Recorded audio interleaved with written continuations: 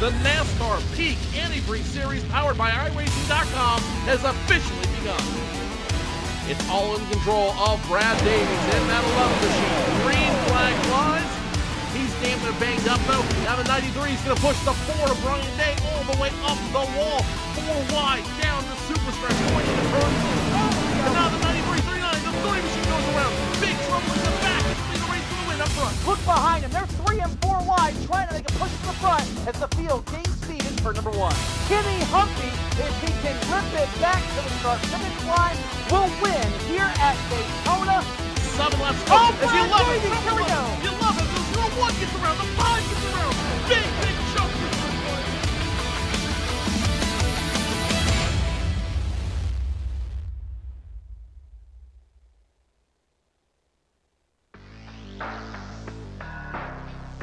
The road to $10,000 comes through the Brickyard at a critical point in the season. Only 2 races remain before the drop race, and we begin the chase for the NASCAR Peak Antifreeze Series powered by iRacing.com Championship.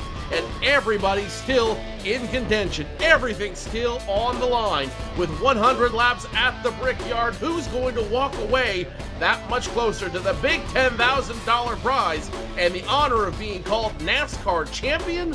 We'll find out as we knock down the laps. You're watching the NASCAR Peak Antifreeze Series powered by iRacing.com, live on iRacing Live from the Indianapolis Motor Speedway. Good evening, race fans. Joe Cortez, joined for the pre-race show by Nim Cross. And Nim, it's going to be a very interesting night of racing. 100 laps around the very big Indianapolis Motor Speedway. Should be a challenging night for drivers of all calibers. That's right, 100 laps around this speedway. 250 miles, and a lot of these guys will be trying to make the race on 2 pit stops.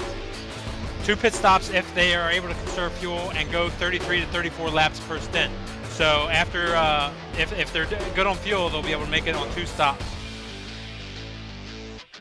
If they're good on fuel, they should make it on 2 stops, which will make for a challenge for each of these drivers out here tonight. Only 3 drivers have been able to conquer Indianapolis Motor Speedway, a tradition in the NASCAR Peak Antifreeze Series since its induction 5 years ago. Brad Davies, Ray Alfalla, and John Adams, the only 3 drivers to walk away from the Brickyard with a win. Now, we will definitely know that Ray Alfalla will be on the track tonight. Brad Davies, we hope to see. John Adams hasn't hasn't made a start so far in the 2014 campaign. So tonight, it's anybody's opportunity. It's anybody's chance, and anybody, physically anybody at this point, could walk away kissing the virtual bricks. Yeah, holding on to the points lead right now is Nick Ottinger, and he's only got a 8-point lead over Mike Conti. Those guys, and the top 10 on back to Danny Hansen. Those guys are looking pretty good and still doing. Good point there. Nick Ottinger in front, only 8 points in front of Michael Conti, who held that points lead for quite a few races. Chad Lawton, Ray Alfalla, Jake Sturgis, your top 5. Kenny Humphrey, the Daytona winner, Joe's back in the top 10 in 6th. Matt Busa now 7th. Chris Oberlin, Brian Blackford, Danny Hansen rounding out your top 10 with only 2 races to go before we drop the lowest race for each of these drivers and get a better feel for where everybody stands going into the final leg of the season. Could be a very interesting night for these drivers from the weather side. National Weather Service giving us a forecast of mostly cloudy skies, 74 degrees here in the virtual rendition of central Indiana. No wind out here tonight to affect these drivers, but in a relatively low humidity, so these drivers effectively, Nim, have optimal conditions to go racing at Indianapolis Motor Speedway, which should make it a whole lot more fun for these drivers to go out there and just do their thing best. Yeah, and they're going to do it on one of the most challenging tracks on the circuit. Indianapolis looks like a very symmetrical track with 4 corners and straightaways between each corner, but the corners are very different, Joe. As they go down in the corner number 1, that is the hardest corner on the track because you really got to lift down at the end of the front straightaway. And even though all the corners are laid out with the same banking and same degree of radius, The track, we only know through our laser scan, is a little bit lower in elevation in corner number 1, and that's kind of what makes the difference in the corner when they go down there. They have to lift a little bit more than they would in corner number 3, per se. Then when they go into corner number 3, it's usually a bit more stable through the north end of the track up there than it is down the lower end, and so look for a lot of action down in corner number 1 and 2, and a lot of passing opportunities down there. It should make for some very entertaining racing, especially that first of the 1 and 2 corners, which is going to make these an interesting challenge for these drivers. We're going to see a lot of them set up for the pass in turns 1 and 2 because of that elevation difference. But with only 100 laps, that means you only get less than 100 opportunities to set up that pass. If you're starting from the back, you've got to effectively make a pass every other lap in order to get up front and challenge for the win. Well, one thing, passing opportunities happen here when one driver goes to pass or into a corner and he gets slowed up. He can't get that pass done. So you'll see a lot of this happen where you'll see a lot of train passes where one guy will lose momentum, and this is a momentum track. If somebody loses momentum, you'll get a lot of drivers get past him down these long straightaways.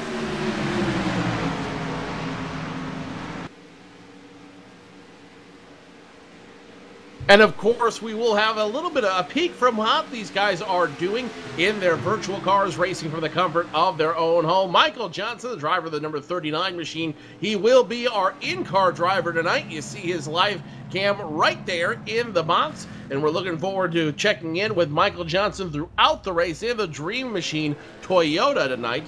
He ought to make for a lot of fun watching him navigate this virtual rendition of Indianapolis Motor Speedway. Well, as we were saying, 2 races left before we go to that drop. We have that race dropped and go through what we've been calling the chase, the mini chase, if you will, for the championship. After tonight's race on August 12th, we will go racing from Watkins Glen in the first ever NASCAR Peak Antifreeze Series powered by iRacing.com road course race, which should be very interesting to say the least, 50 laps around the Glen. Then we begin the mini chase, as we've been calling it here in the booth, starting at Atlanta Motor Speedway August 26th, Darlington September 9th, Chicagoland September 23rd, and the season finale October 7th at Homestead Miami Speedway. And you'll be able to watch him here live on iRacing Live, PSR TV, MotorRacingNetwork.com, the voice of NASCAR, Nessun, iRacing Brazil, and all of our other partners around the world. With the season coming to a close so quickly, Nim,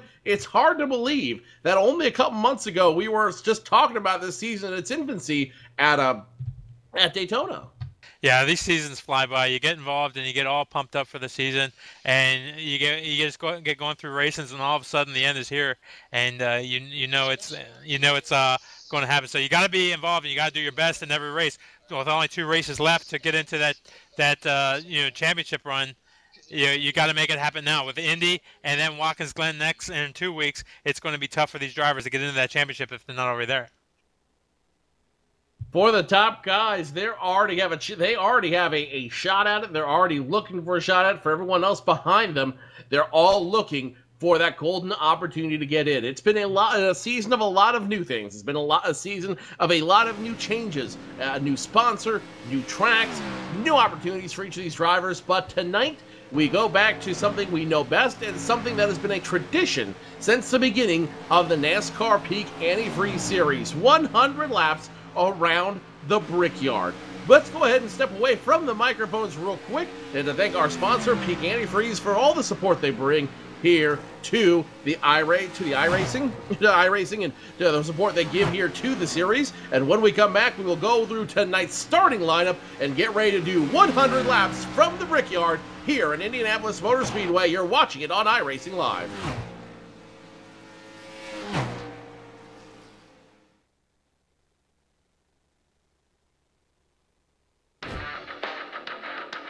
This is where it gets difficult. This is where your name's on the line, everything's on the line. You get that one chance to go out there and put down your best performance with the most amount of pressure.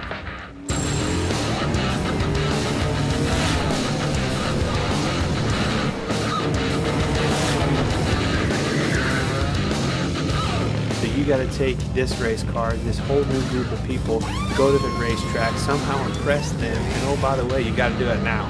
It's now or never. First thing that went through my mind was like, no way. Just be real important to try to figure out how to put the tires under him and run a smart 150 laps. They might bump him around a little bit, but what doesn't kill you makes you stronger.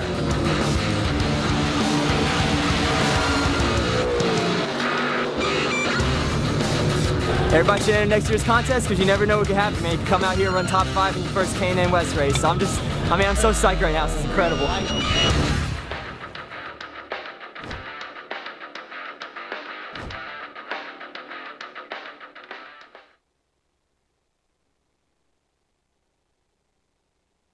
Happy hour coming to close here at Indianapolis Motor Speedway. Let's go ahead and take you through tonight's starting lineup for the NASCAR Peak Antifreeze Series powered by iRacing.com race from Indianapolis Motor Speedway. On the pole, your two-time champion and former winner here at Indianapolis Motor Speedway, Ray Alfalla, starts in position number 1. To his outside will be your current points leader, the 05 of Nick Ottinger. Inside row number 2, you have car number 57 of PJ Sturgis. Outside of him, starting 4th, will be car number 53 of Brandon Huck. Matt Busa, the 34, starts position number 5. On the outside of him, the 47 of Chris Overland starts 6th. Starting 7th inside row number 4 is number 5 car Michael Conte. Outside of him, car number 26, Chad J. Lawton. Kevin King back on the track. He will start inside the top 10, position number 9 in the 29 machine. On the outside of him, the 37 of Stephen Gilbert starts 10th. Brad Mahar, car number 13, will start inside row number 6. Outside of him, Carson McClellan, car number 24. Brian Blackford, the 33 machine, starts position number 13. On the outside of him, it's the Viper Chevrolet of Brandon Hoff starting 14th. Justin Bolton will go 15th in car 36. Brian Schoenberg will start 16th in car 55. The 54, Brandon Bowie, starts position number 17. Outside of him will be the 69 of Peter Bennett in 18th. 19th will be Alex Warren, car 82. Michael J. Johnson will go 20th.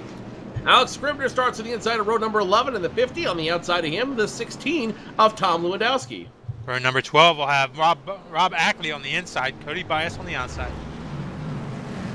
Landon Harrison starts 25th in the number 89. He'll be the last driver to take time on the field. Byron Daly, the 93 machine, starts 26th. Adam Gill in 27th. Brandon Schmidt, 28th. Brandon Treburco, 29th. And Justin Trombley rounds out your top 30. 31st will be Trey Edison. Denny Hansen will go 32nd. Brad Davies, 33rd. Brandon Kettle, 34th. Brian Day, 35th. And Mitchell Hunt will round out the field in 36th position. And that will be your 36 drivers that will start here at the Brickyard tonight as we get ready to go 100 laps. They are on the backstretch tonight, and Nib, something we didn't touch on in the pre-race show this evening was the fact that these guys are dealing with effectively a brand new tire model. The guys, everyone at the shop decided to redo the tires, so here's what they have to contend with tonight as a result. They will have updated tire physics. Now you will see them physically fall off from additional tire curing as these tires heat up through the race, and you will see adjustments to the physics to compensate for those tears. And now we're being told there might be some problems with the start. Let's go ahead and we're going to get some more information on that as we speak. And we will try to figure out what's going on there. We will be, as soon as we get more information, we will bring it to you. But it looks like they are not going to delay the start. We're going to go ahead and go green flag racing. Nope, they will not delay the start. It will be the 05 coming to the bricks to start the race. Ray Alfalla sees the green silk, hits the flag, hits the hammer, and we are racing here at Indianapolis Motor Speedway. Alfalla, Ottinger, PJ Sturgis now on the inside, trying to get to position number 2 through turns number 1 and 2. Matt Busa gets a really slow start on inside of the 3rd row, and he'll lose a number of spots on the start, but everybody's getting single file as they head down the back straightaway. Everybody wasting no time going down the backstretch. Ray Alfalla is leading that group. PJ Sturgis, Brandon Hawk now position number 3, and it's a fight between Nick Ottinger and Chris Overland right now. Ottinger trying to keep the 47 of Chris Overland from trying to get around him. He's going to keep the nose down, try to get around the 05. Not going to happen in turns 3 and 4. Yeah, as you look back to the rear bumper, see the bow tie behind him, coming down the front straightaway. Everybody's single file, but Carver back is looking to make a move down the inside. Down the inside, down the back straightaway, they will go through the way they gave through turns 3 and 4. Hawk third, Ottinger fourth, Chris Overland your top 5. Chad Lawton, Michael Connie now in the mix as well. And then there's Kevin King, the Cooper Standard machine. He will move at one position, and now he's in that group as well. 05 though, now trying to knock on the door of the 53 machine side by side. They will fight to turns 3. They go through the... Well, Nim, that really wasn't much of a fight as the 05 is able to dispatch the 53 quickly into the short chute and now taking turn number 4 to put a little bit more distance between him and the 53. So score the 05 of Nick Ottinger back in position number 3 as now they'll say the 53 of Brandon Hawk's got a little bit more trouble. Here comes Chris Overland. He won't give up. Like a bulldog on a bone, he is latched on, and I don't think he's going to let go until he gets position number 4. Yeah, Hawk in position number 4 as they go down through corner number 2, and on the back straightaway, he's going to try to get a run down the back straightaway on the 05 of Ottinger, but nobody has a run this time, so they'll all stay single file. Battle up there for the lead.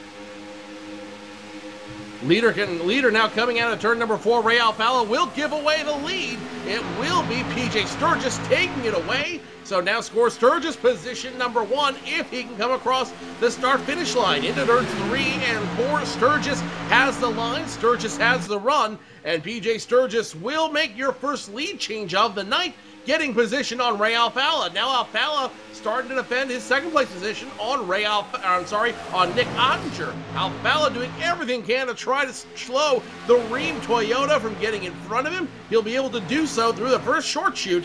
Will he be so lucky on the backstretch? It looks like Alfalla's car may be a little bit tight on the start here as Ottinger is challenged down the front straightaway. Now he looks at the inside down the back straightaway. He's there as they head to corner number 3.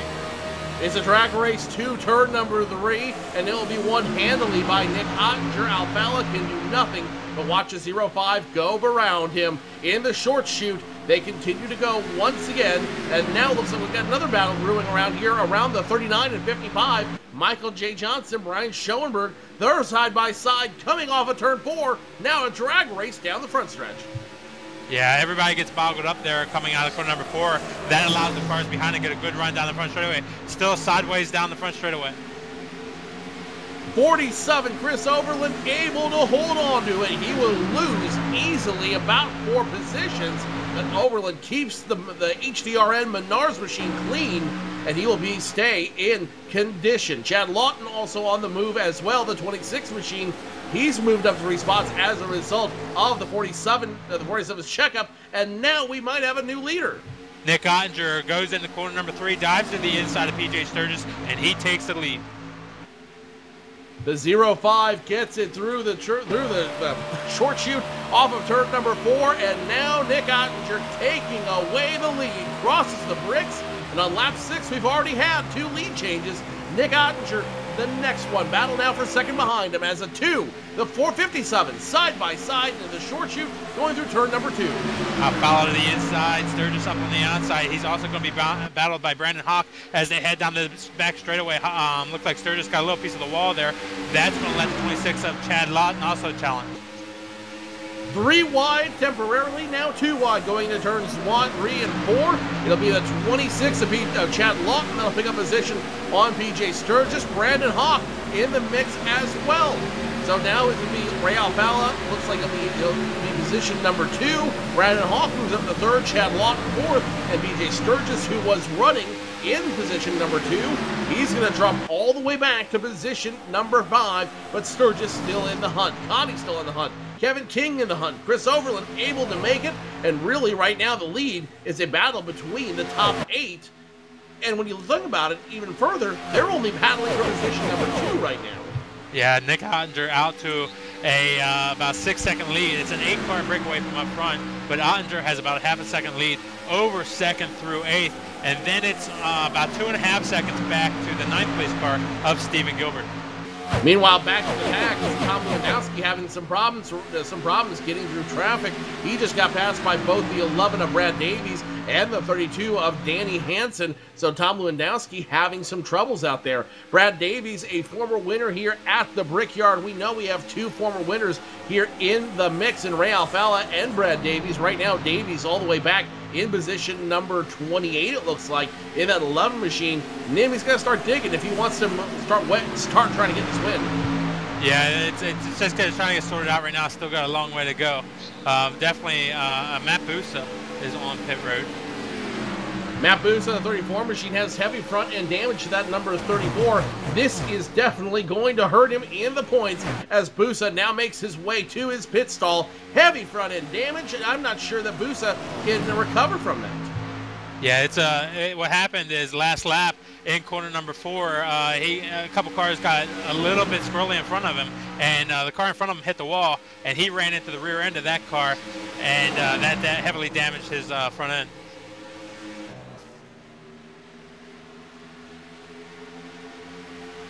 The 26 machine, the 5 machine, the 3 machine, all working around it. The 26, the 57, all fighting for position right now as the 5 trying to do whatever he can to try to work around. The 53 machine in trouble, though, as the 57 and 5 get around him.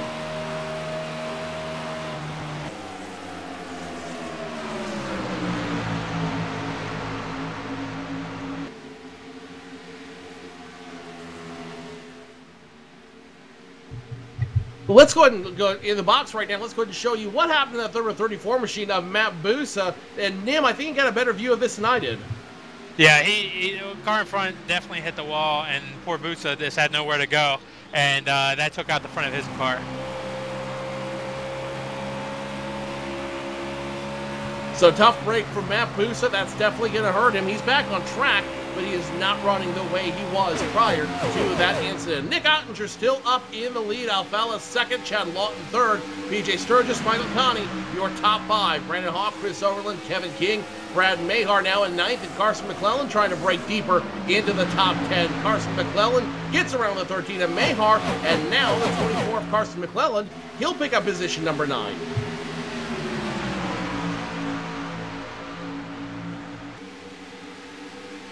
Looks like the 03 car, the 3 car, had a little bit of a moment back there in turn 3, but he was able to get up, and Brandon Schmidt in turn number 3 last time, able to get it back up.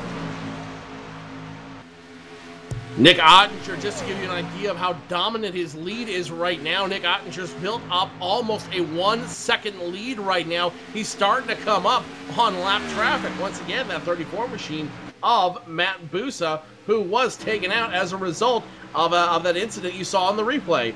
Nick Ottinger officially passes Matt Busa, puts Matt Busa another lap down, and Busa came into this race 35 points behind the 05 of Nick Ottinger, and now that he's getting passed by lap traffic, he's getting passed by the 2 now, it's going to hurt him even further.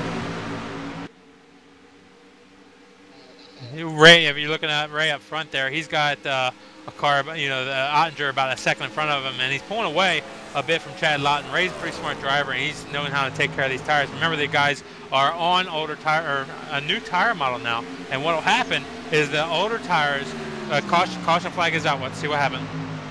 First caution of the evening out on lap number 12, and I'm not exactly seeing where that's taking place at, but it looks like it might have been the 19 machine of Mitchell Hunt that was involved in that one. He is off track right now. He's actually pulled it down past pit road, and I'm not exactly sure if it was a 19 that brought that out or not. Might have been the 19 that had some electrical issues out there that'll bring out the caution flag. So out of the abundance of caution, they'll throw the first yellow flag. So in a way, this is kind of a competition caution for these guys, Nim. Yeah, there's nobody wrecked on the track. It looked like he was having some connection issues or something happened, and he brought it to a slow stop coming around turn 4 there, and that caused the caution. He was able to stay connected, which is good for him, but he's right now being showed 2 laps down, which is, he's probably not being scored because his connection's so bad. So 2 laps down, he's got plenty of time to make it back up. Lap number 9 here on a caution flag. So Mitchell Hunt will bring out the first caution flag of the evening on lap number 12, now scoring lap number 13. Nick Ottinger remains your leader. Ray Alfala, Chad Lawton, PJ Sturgis, Michael Connie, your top 5. Brandon Hawk, Kevin King, Chris Overland, Carson McClellan, and Brad Mahar rounding out the top 10. With this new tire model, Nim, I've got a feeling pit road is going to be very busy when they come around. Well, they definitely want new tires, and one thing that they got to be careful of, and this is something we've not seen in sim racing to this point, but the tires have curing issues now. So that means when you heat up the tire, it will get nice and pliable. But things happen to it after, like on a caution flag, where it will cool back down and then cure a bit. So nobody really knows how that's going to affect the car, whether you're going to be able to stay out for a caution and the tire might get better, might get worse, depending on what track we're at. There's just a whole new variable thrown at these guys, and they're going to have to sort it out. They and their crews are going to have to sort it out and see how they advance it on and how it works for them in the races. Mitchell Hunt disconnected from the server. That's one less car as everybody comes down to the attention of their crews on pit road. Nick Ottinger will lead them down. Ray Alfalla down as well. Chad Lawton, PJ Sturgis, Michael Conti, Brandon Hawk, Kevin King, Chris Overland, Carson McClellan. The entire top 10, the entire top 15 now coming to the attention of their crews, trying to negate the tires as much as possible. Let's follow along with your leader, the 05 of Nick Ottinger. Down pit road here on lap number 14. It's a very long pit road. They're still just getting into their pit stalls now. As Ottinger heads into his pit, Ray Alfalla will pit right in front of him and Sturgis right behind him. Looks like 4 tires will be the norm for all of these guys. We'll see if anybody takes 2 on the way out. Actually, Ray Alfalla only took 2 tires. Ray Alfalla is going to be the first one to risk it with 2 tires in the field. Nick Ottinger will come off position number 2. It's a battle for 3rd. Brian Blackford comes off 3rd. Chad Lawton 4th. And Brandon Hawk rounds out your top 5. Let's go ahead and let these guys get them sorted out and figure out where they're going to run when they come back around. It will be Ray Alfalla, your leader, taking 2 tires. Nick Ottinger on his outside. Will the gamble will the gamble work for the champion? You're watching the NASCAR Peak Antifreeze Series, powered by iRacing.com, live on iRacing Live from Indianapolis Motor Speedway.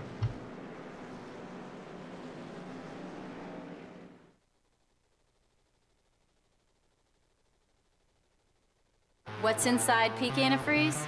65 years of experience in hot and cold protection. From an independent, family-owned business that's never been afraid to give you exactly what's right for your engine and your wallet. Peak. Run true.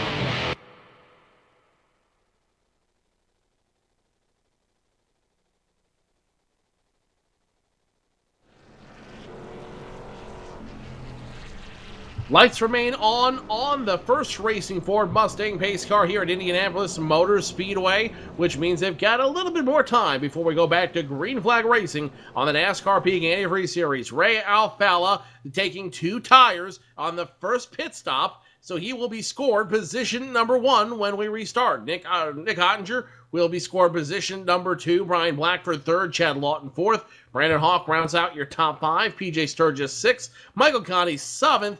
Chris Overland 8th, Brad Mahar 9th, and Carson McClellan rounds out your top 10. 2 drivers electing to take 2 tires, Ray Alfalla and Brian Blackford. And I get it with Ray Alfalla. He's won here before. He knows how this track works, and he's got to do something to try to keep the number 2 in front of the field. But Brian Blackford taking a big risk with this new tire model underneath him. Yeah, it's a big risk, but it may be one worth taking at Indianapolis here because track position is everything. It's really hard to pass here. It gets single file real quick, and there is a lot of aero effects on these cars. So when they're going through the corners, it's difficult to get real close to the car in front of you and try to make a pass. You really got to be working well and handling well to be able to make a pass and get a run on the car in front of you so you make that pass down that long straightaway. Blackford may have found himself back in the pack and just trying to gain some track position here, takes 2 tires and gets himself up into 3rd position. So it's going to be very interesting. Just to reiterate what went on during the update that we had during the off week. The update changed how the cars react. A lot of setup changes, a couple chassis changes, but the biggest one was updating the tire physics on the Goodyear Eagles underneath these cars. They are updated to the most up-to-date tire physics from Goodyear, which means the tires will cure a little bit when they cool down and heat back up again. They expand, contract, expand, making for a completely different racing experience, a more realistic racing experience underneath these virtual Gen 6 cars. Plus, the car's chassis has been changed. The adjustments have been changed to match how the tire would react during different changes. So this will be a game changer, and tonight is going to be the real first test of that you're going to see at this level. How will these guys react to it? More importantly, how will it change the complexion of the championship moving forward? Yeah, it's going to be interesting to see. You know, the drivers really don't know how it's going to react, and we don't know either. So we're going to have to watch the races and see how Ray and Nick and Brian Blackford and all the rest of these guys, you know, what kind of strategies they have and how they employ all these different, you know, scientific changes that have happened to their virtual cars and the new physics, and they're just going to have to see how it plays out. The teams are really working on strategies right now, and you know, we're just going to have to see how it plays out altogether. Sun is setting here at Indianapolis Motor Speedway. The lights are off on the first Racing Ford Mustang pace car, and Ray Alfalla and Nick Ottinger will restart the front row the same way they restarted 16 laps ago here at Indianapolis Motor Speedway. Alfalla on the inside, Ottinger on the outside, and we know Ottinger has a car that is built for the long run tonight. He came in with the points lead, and it looks like him and his team are going to do everything they can in order to defend it. Brian Blackford, Chad Lawton, Brandon Hawk, the top 5. PJ Sturgis, Michael Conti, Chris Overland, Brad Mayar, Carson McClellan. Your top 10, Kevin King, Brandon Bowie, Stephen Gilbert, Byron Daly, and Brian Schoenberg. Your top 15. Reaching back to the top 20 is Michael J. Johnson, Adam Gilliland, Cody Bias, Peter Bennett, and Alex Warren.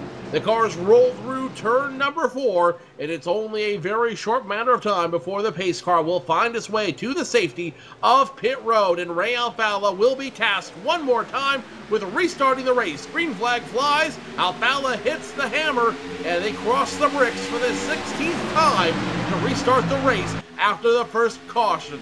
The 2 tire cars have the damage right now. The 2 and 33, and now the 05 and 26 doing battle side by side. 05 hits the wall hard. 05 into the wall hard, has right side damage, has rear bumper damage. Ottinger in trouble. Yeah, there's a number of drivers into the wall going down the corner number 1 that time. Ottinger still struggling down the back straightaway as a number of cars behind him fan out 3 wide.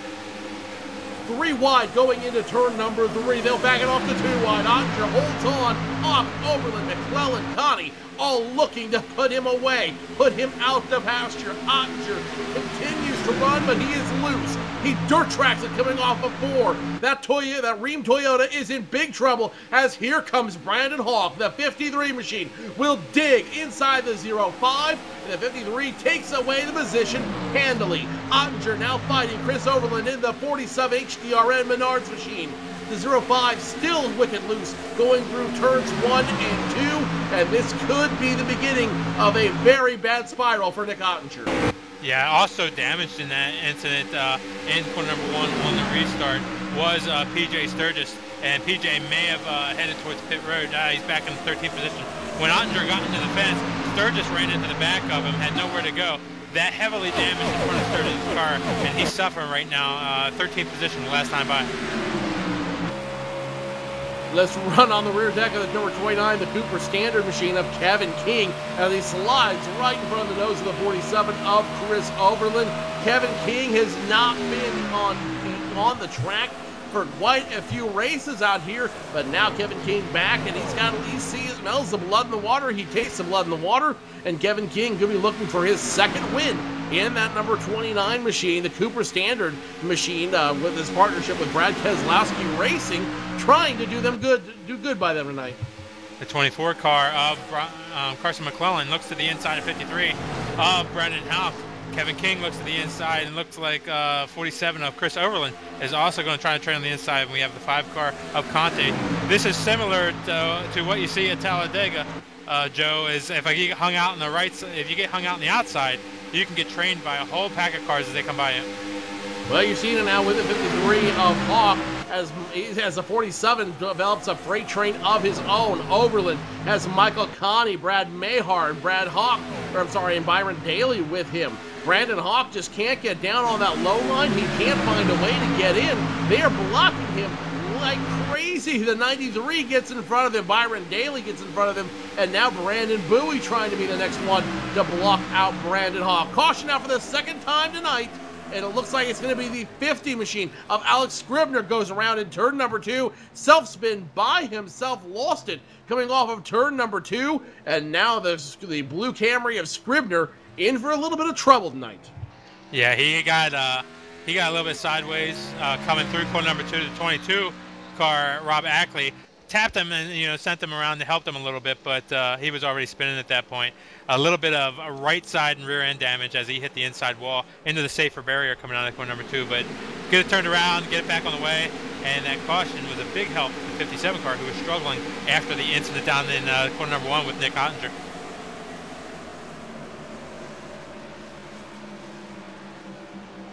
You're looking at the replay right now, and you're looking at what exactly happened to that number 50 machine of Alex Scribner. He did have the rear end damage, and as soon as he hit those rumble strips coming through 2, it did not help his car at all. Just threw his car absolutely loose. He lost all the grip and momentum he had through the turns, and Scribner loses it all by himself out there. That is definitely going to hurt the car and hurt their opportunities tonight as they try to be the first driver, not the next new driver, to make it happen.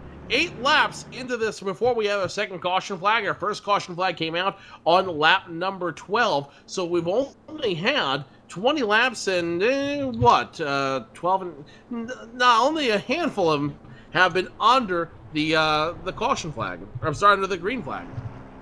The last stint was really interesting, Joe, as we had Ray Alfalo and Brian Blackford only take on 2 tires, and those guys did really good during that stint. One of the dominating driver on the first stint, Nick Ottinger, who I thought was really going to handle these guys on the start, got up in the fence, and he's damaged his car a ton on this stop and probably ruined his chances for the win. We'll have to see about that. But the guys on 2 tires look really good up front with only taking the right sides. Ray Alfalo elects to stay out. Brian Blackford, Chad Lawton, Carson McClellan, Kevin King, all electing to stay out of pit road. Coming down pit road will be the 53. It looks like a Brandon Hawk. He's going to come down pit road. The 05 of Nick Ottinger is going to come down pit road, and then from 15th on back, they're going to come in, led by the 55 of Brian Schoenberg.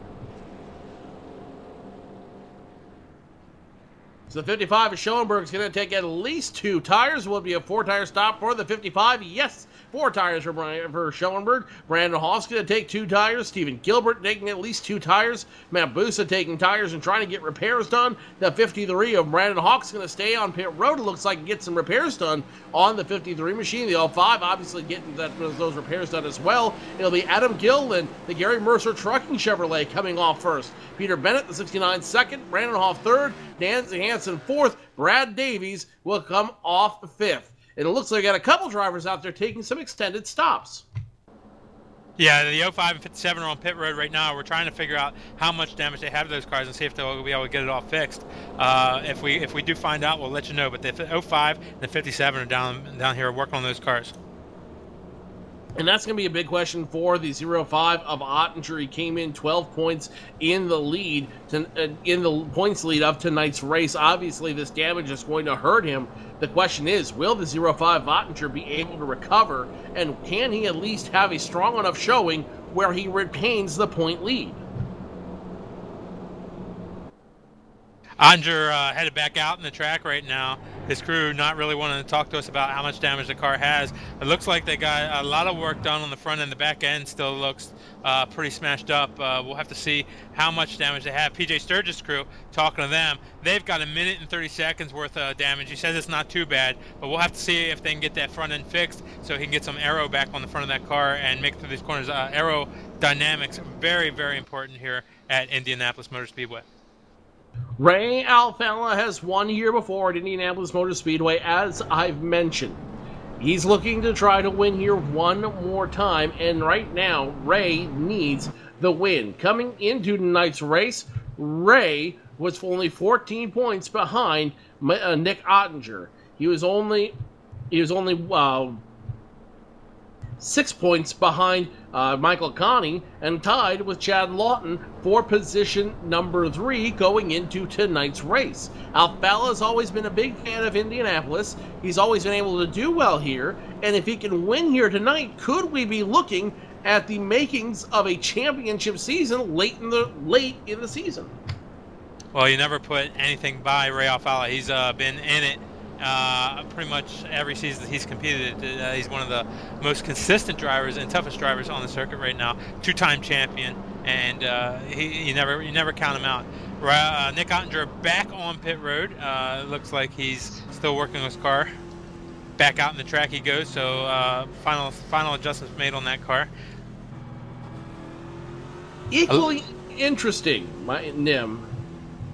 Equally interesting, Nim, is the battle for position number 20. Remember, unlike other years, this year only the top 20 will have an automatic invite back to the 2015 NASCAR Peak Antifreeze Series powered by iRacing.com. In previous years, it was the top 25, and right now it's Rob Ackley sitting on the bubble.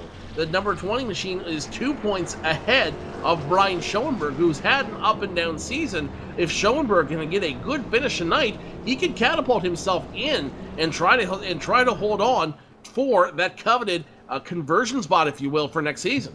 Yeah, and if you want to make it, you have to make it into the top 20. That takes so much pressure off.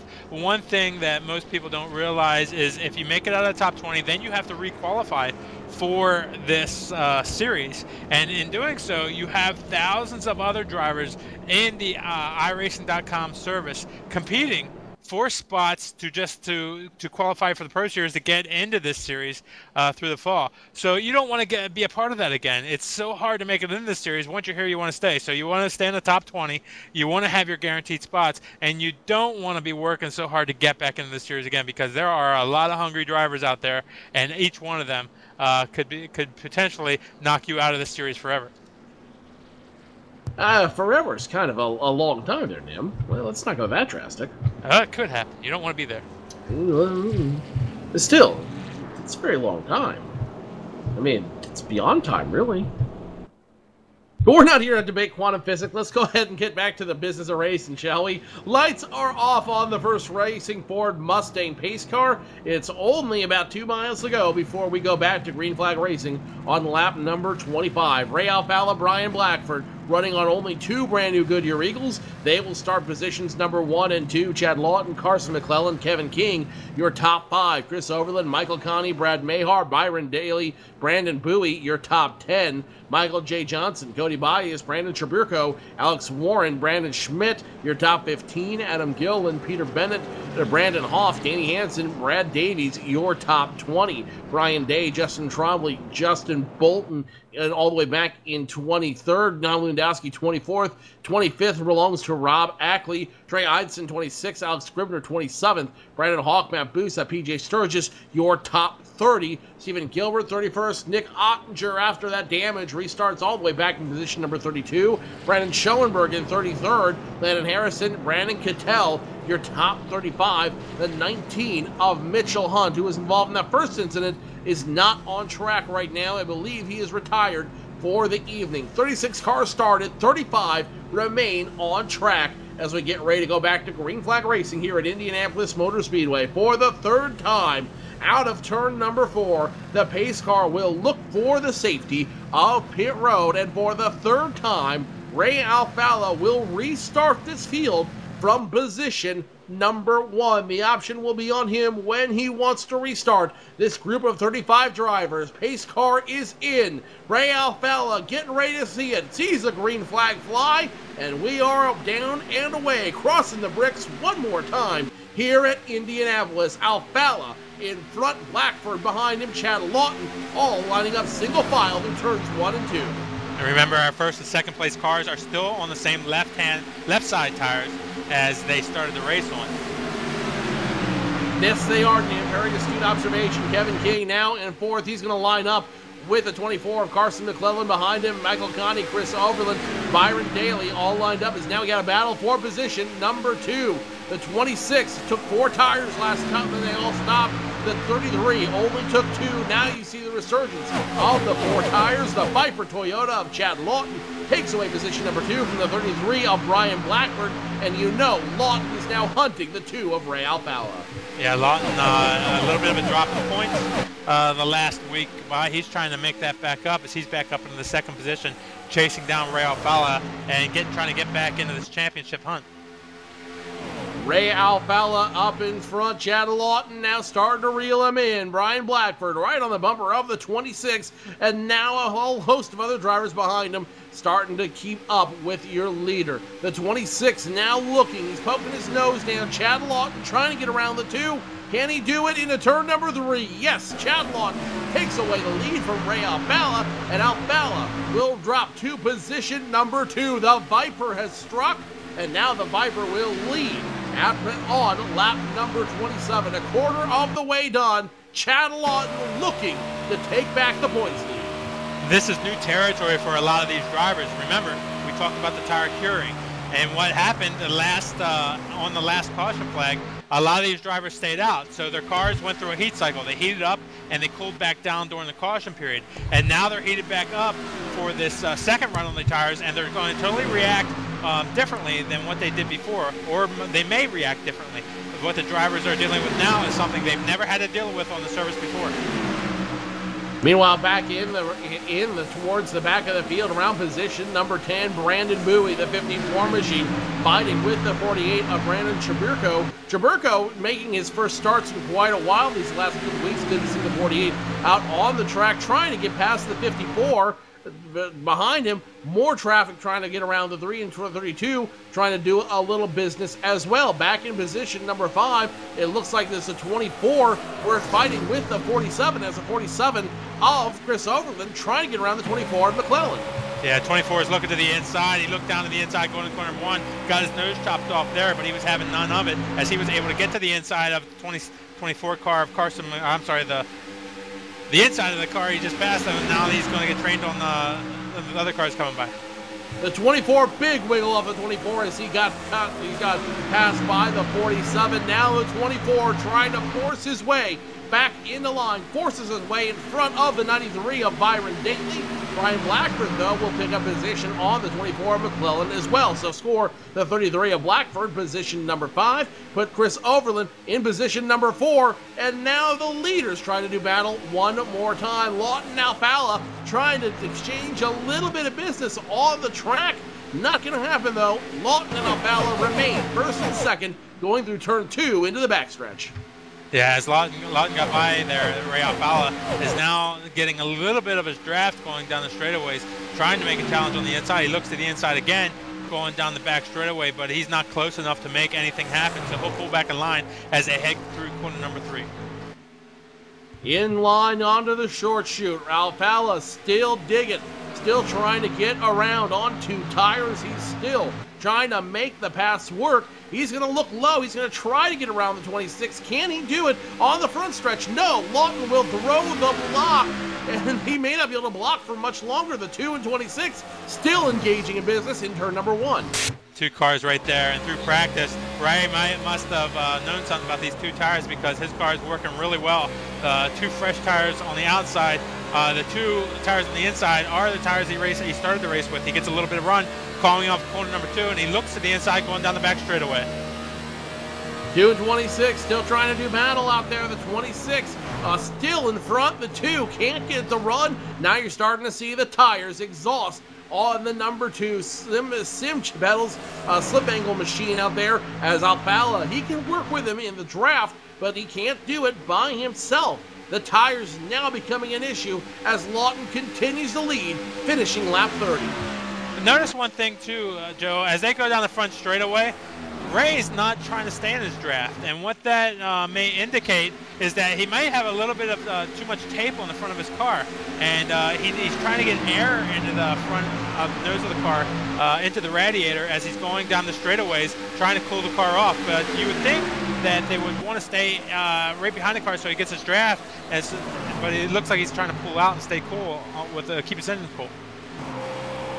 That's entirely possible, Nim, and it looks like the 2 is still doing a great job of keeping the 26 in his sights. Chris Overland watching the entire thing from the HDRN Menards Chevy, and if you can just get a roof cam on the 47, you can see just how entertaining that battle is right now. The 2 catches up to the 26, then backs off, then catches up. I've got a feeling that the 2 right there is just doing what it can to make it work. Meanwhile, 3 wide around the 80 and the 55 machine. The 55 is Schoenberg, almost lost it through that group. He will back off and he will let the 80 of Brandon Cattell around, but Schoenberg still having some problems in the 55 main performance PC machine. Right back there with him, 2 positions behind him, is Nick Ottinger trying to make his way back up through the field. As after his damage that he had, he's not making a whole lot of progress. He started 32nd on the last restart, and right now he's up in the 29th position, so he's passed a couple of cars, but not making a whole lot of progress in that damaged 05. The 69 machine of Peter Bennett charging hard, trying to get around the 48 of Brandon Chaburko. Chaburko not letting him around, but the 69 just looks fast right now. Danny Hansen giving him the push. These guys have got something on their mind. They've got a mission in mind. The 3 of Brandon Schmidt now fighting the 82 of Alex Warren. Right behind him is the 69, now side by side with the 48. In the short shoot, in turn number 2, the 69 digs for it, and the 69 will pick up the position on the 48. Almost, not quite. It's a drag race down the backstretch. Like 2 funny cars, the 69 and 48 side by side, engines roaring, but it will be advantage Bennett as Bennett gets around Chaburko easily and brings along Danny Hansen for the ride as they continue to run here, scoring lap number 33, now 34. This race just about a third of the way done. Chad Lawton, Ray Alfala still first and second. Overland catching up to him. Kevin King in fourth. Brian Blackford rounding out your top 5. And Nim, very interesting thing going on the field right now, except with the exception of the 80 machine back, the 80 machine of Brandon Cattell and Nick Ottinger. Everyone is pretty much in line. Yeah, it's just a single file type track because the corners only have really one groove, and it's also with the aerodynamics that kind of lends itself to single file. But whenever somebody gets battling, that'll let those cars behind catch up because they'll lose a little bit of momentum.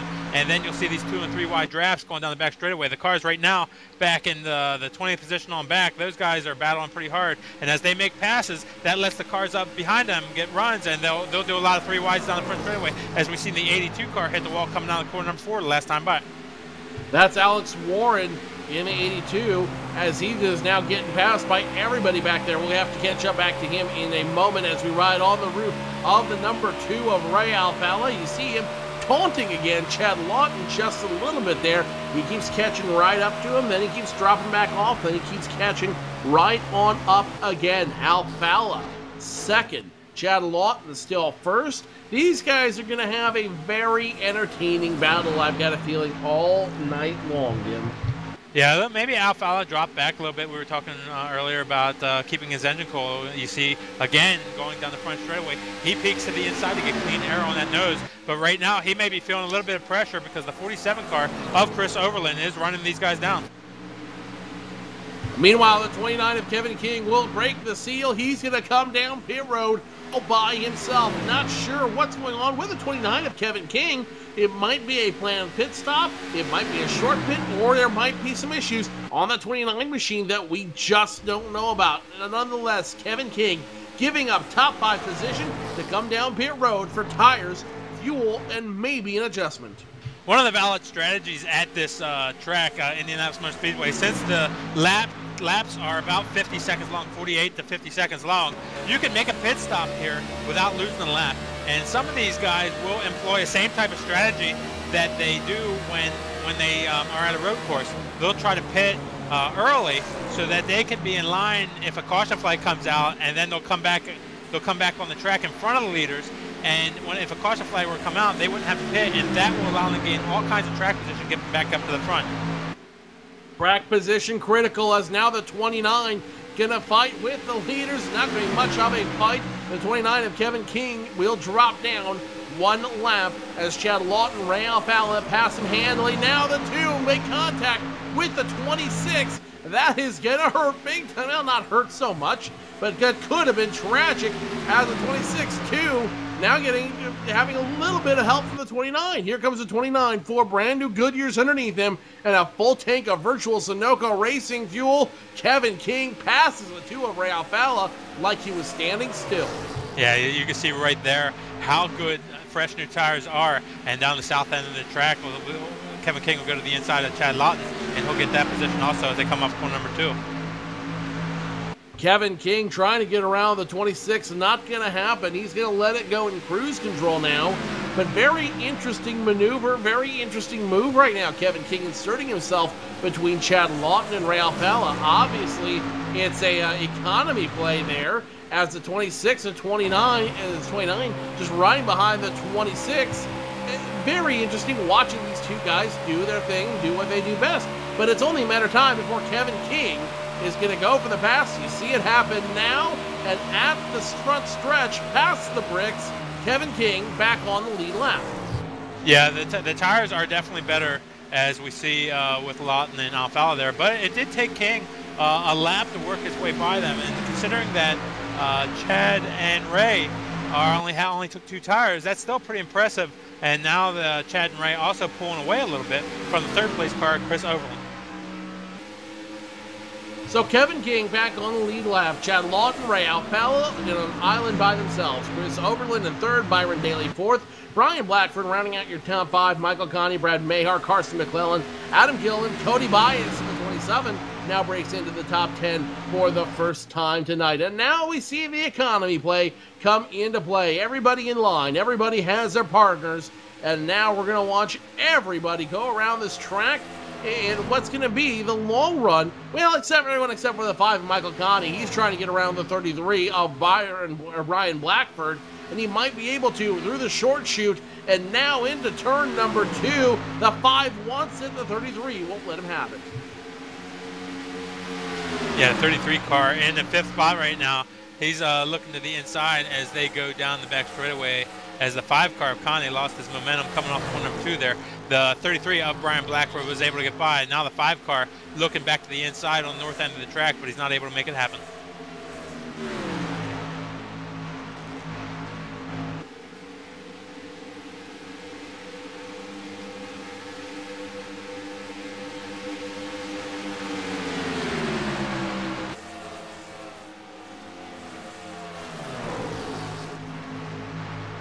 Everybody doing the economy run on lap number 41.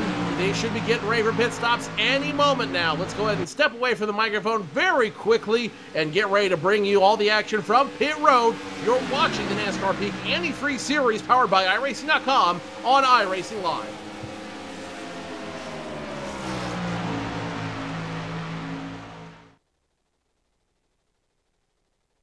What's inside Peak Antifreeze?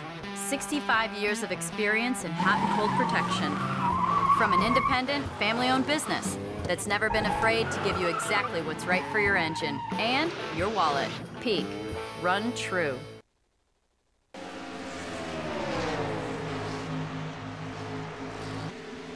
Back up front, Chad Lawton, Ray Alfalla breaking away from the field. The 47 to Chris Overland, though. He's catching up slowly but surely as we should start seeing some guys get ready to come down pit road for brand new tires and fuel. Joe Cortez here with you in the booth. Tim Terry now joining us. And Tim, I'm sorry, I guess your credentials must have got lost in the Canadian mail system. Yeah, I had to work my way around the opposite virtual way of this racetrack, but we're seeing a pretty awesome race here as usual. The 26 of Chad Lawton leading and Ray Alfalla stalking him right now, looking for a hole to try to get by here, Joe. And you see a lot of drivers right now on the lead lap, all but one still on the lead lap. We have a couple of cars now coming down pit road, though, on lap 43. The handful of cars are going to come down pit road as right now. It looks like it's going to be the 24 is going to come down pit road. That's Carson McClellan the Verve Chevrolet, the 39 of Michael Johnson. Let's go ahead and follow along with the 39 of Michael Johnson. You see him, he's got the in-home webcam. Let's go ahead and follow along with him as he comes to the attention of his crew. It will be at least a 2-tire stop for the Dream Machine Toyota Camry. It should be a 4-tire stop if they know what's going on. Yep, the 4 tires, full tank of fuel, and now 2's going to get by side the 26 for the lead.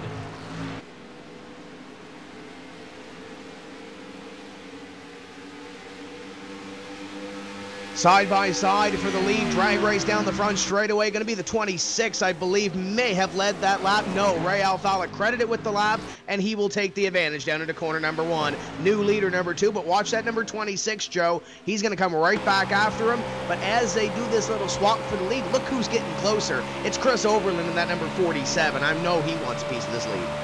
And here's the crazy thing about it, Tim. The Ray Alfala is still working on the 2-tire stop that he made earlier in the race. Ray Alfala's only made 1 stop. He took 2 tires. He's still lead. He's now back in control of this race, only on 2 right side tires. Alfala showing his prowess at Indianapolis tonight.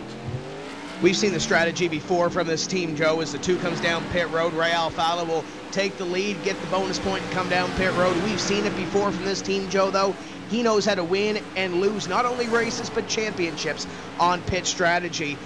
He's bringing along, I believe that's his teammate Blackford behind him, and there's 1 or 2 more that are also following him down. Brad Mahar, and there's 1 more down there at the end. There's 4 or 5 down on pit road on this green flag segment.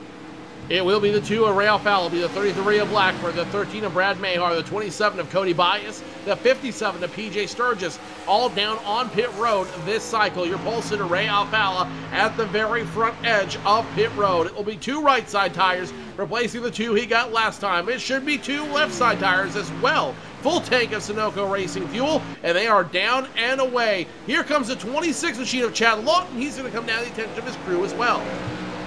26 comes down, and beautiful pit entry for that number 26. He's going to be joined by 2 others behind him as the lead goes over to Chris Overland in the number 47 car. The 93 of Byron Daly runs in second. Mike Conti has made his way up to third through all the pit cycling here, but the 26 of Chad Lawton looks pretty clean down on pit road so far. He's going to stop in his box here and get service. Currently, the 47 of Chris Overland being scored as your leader, and Overland shows no interest in coming down pit road anytime soon. He'll let the 13 of Brad Mahar by, as now looks like the 5 of Michael Conti is going to come in. 47 onto pit road. Chris Overland will head down to the attention of his crew. When we talk about pit strategies within this series show, the Last Row Motorsports team, they're known to go a little longer on the fuel than some of these other teams. Danny Hansen down on pit road. Mike Conti also down on pit road, and hands the lead over to Byron Daly in car number 93 as a couple of more heading down towards pit road. I believe that's Brandon Hawk on this segment as well. So Jay Show going a little farther, as is Last Row Motorsports on this run. Overland down to his stall. Michael Conti on his stall. Brandon Hawk, Rob Ackley, Alex Warren, Stephen Gilbert, Danny Hansen, all to the attention of their crews. And now your leader will be the 93 of Byron Daly, the intelligence Ford, in front of the field. And now it looks like it's going to be Davies, Lewandowski, Schoenberg coming down next time by. Here comes Byron Daly. He's going to come down, and he's going to be joined by a couple other drivers as well.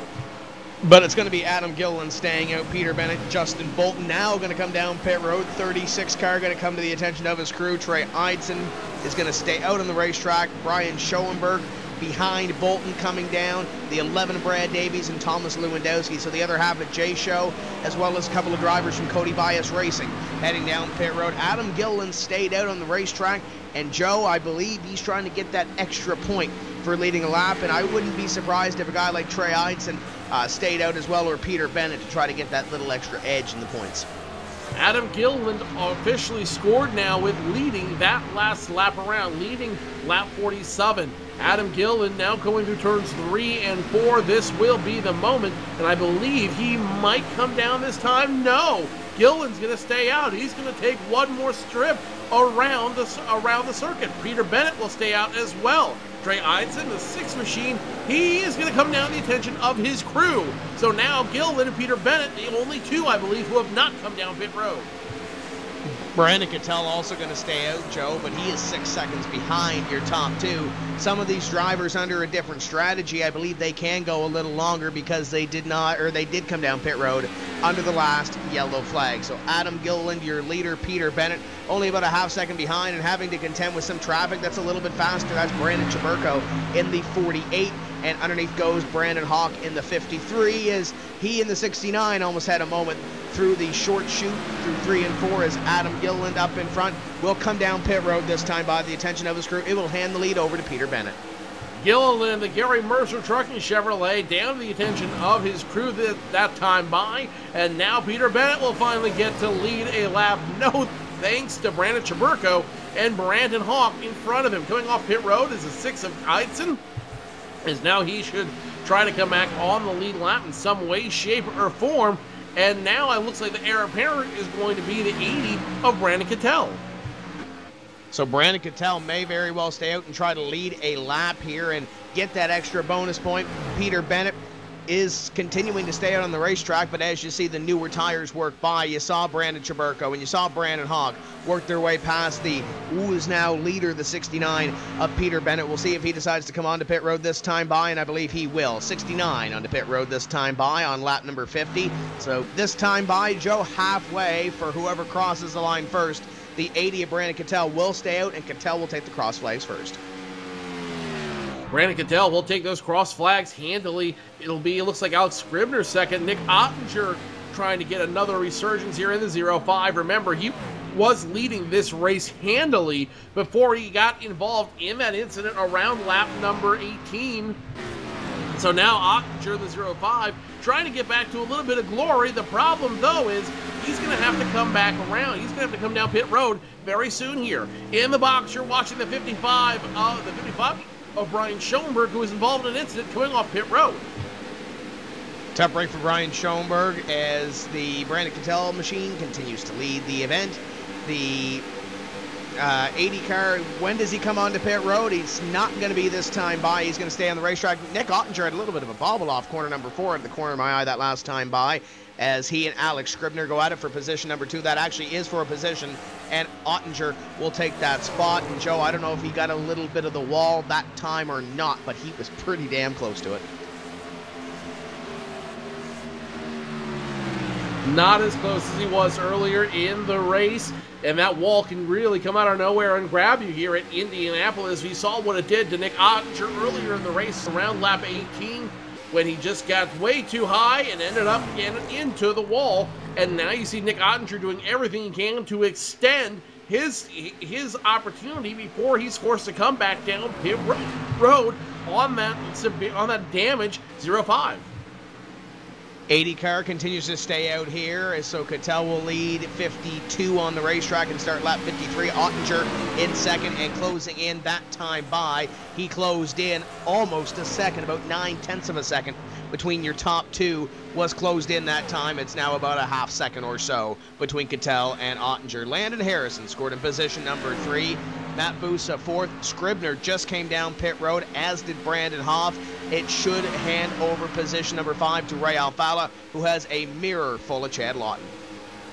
And those two guys have been doing battle all night for position number 1. So once everything gets cycled through, it wouldn't surprise me if they end up going back to doing battle for positions 1 and 2.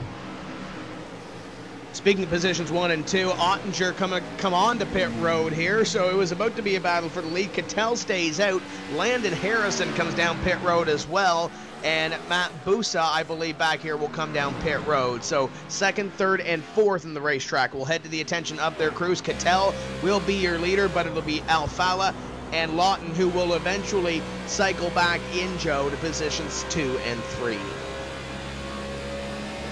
So Brandon Cattell continuing to lead on lap number 80, and it'll be Alfala and Chad Lawton. It's only a matter of time before those two drivers end up back up front and end up doing business. Now remember, Ray Alfala has won here before. Alfala is one of only 3 drivers that have won here before in the NASCAR Peak Antifreeze Series. The number 26 of Chad Lawton, he is looking for his first win here, but a win here would certainly give him back the points lead. 80 car is going to come down pit road, so Brandon Cattell is going to hand the lead over. He actually might be able to get to the stripe before Ray Alfalla and Chad Lawton get to that start-finish line. So this should complete the cycle of pit stops. Cattell will stop in here prior to that start-finish line. Watch for Ray Alfalla and Chad Lawton. Here they come, and Lawton looking to the inside of the two of Alfalla. Alfalla will lead lap number 54, but he might not lead 55 because the 26 goes to the inside. New leader, 26, Chad Lawton. And Chad Lawton takes it away handily in turn number 1 through the short chute, now into turn number 2. Lawton takes it away in the Viper Toyota. The Viper is struck once again. Alfalla, all he can do is watch a 26 go by him. Chris Overland, the 47, now in third. Brian Blackford and Mike Conti complete your top 5 at this point, just past the halfway point of this 100-lap event, working lap number 55 of 100. And the number 2 car once again is now the Shadow, Joe. He chases that number 26 of Chad Lawton. Great run for Chris Overland so far, as Brandon Hawk has lost connection to the race server, and that's a tough break for him with the low attrition rate so far, Joe. Seeing a lot of bent-up race cars, but there's only one driver that's out of the race. That's Mitchell Hunt, 45 laps down. So the Brandon Hawk right now, if I'm him, I want to get back in here and see what I can salvage, because unless there's a couple of restarts, he might not be able to salvage much. Which could spell bad news for him. We're past halfway here at Indianapolis Motor Speedway. Chad Lawton back in the lead. Ray Alfalla second. Chris Overland third. Brian Blackford fourth. Michael Conti fifth. Kevin King, Byron Daly, Brad Mahar, Brandon Booty, Cody Bias, your top 10. Working 11th through 20th right now is Michael J. Johnson, Justin Trombley, Brian Day, Adam Gilliland, Carson McClellan 15th. Then you got Peter Bennett 16th, 17th, Danny Hansen 18th, Rob Ackley, Justin Bolton in 19th, and a great run for Chubb so far. Brandon Chaburko runs in 20th. Brad Davies, Stephen Gilbert, Tom Lewandowski, Brian Schoenberg, your top 25. Alex Warren, Alex Scribner, Brandon Schmidt, Nick Ottinger, Landon Harrison, your top 30. Brandon Cattell, PJ Sturgis, Brandon Hoff, Matt Busa, your top 34. Brandon Hawk, Mitchell Hunt, both off track. So they'll come by this time and complete lap number 57 of this event. So you mentioned a couple of early cautions, Joe, but this thing getting a green flag run to it right now, and everybody pretty much straightened away from each other. Yes, the top 2 are running nose to tail. It looks like the 54 has company with the 27, and actually behind them there's a gaggle. So if we can go back to maybe 9th, 10th on back, because there's a 7-car freight train back here down the front straightaway, and this is pretty exciting right now. Kevin King in the 29 is a part of this train. He's got Cody Bias, Michael J. Johnson, Justin Trombley, and here comes Bias to the inside of the number 29. Kevin King's doing something a little bit different out here. He's trying to do the short spit strategy here and run it backwards. He was the first one to come down pit road earlier in the race, about 15 laps ahead of everybody else. So Kevin King will be 15 laps behind these guys. He knows that right now in the Cooper Standard machine, but I think more importantly for Kevin King right now is the fact that he can run this race backwards, and what he's going to try to do is he's going to try to end up pitting when nobody else is, and ultimately using that to his advantage to try to win this race. Now, can he do it? Right now, the calculations say he's about 3 laps short, so he needs a little bit of help from some caution flags in order to make that all come true. But Kevin King definitely trying something different in that Cooper Standard machine. Yeah, you hit the nail on the head, Joe. He needs a little bit of help in order to get to the end of the race on the strategy that he is currently on right now. By the looks of it, 39 underneath the number 8. That's Johnson underneath Gilliland. That is for position number 9.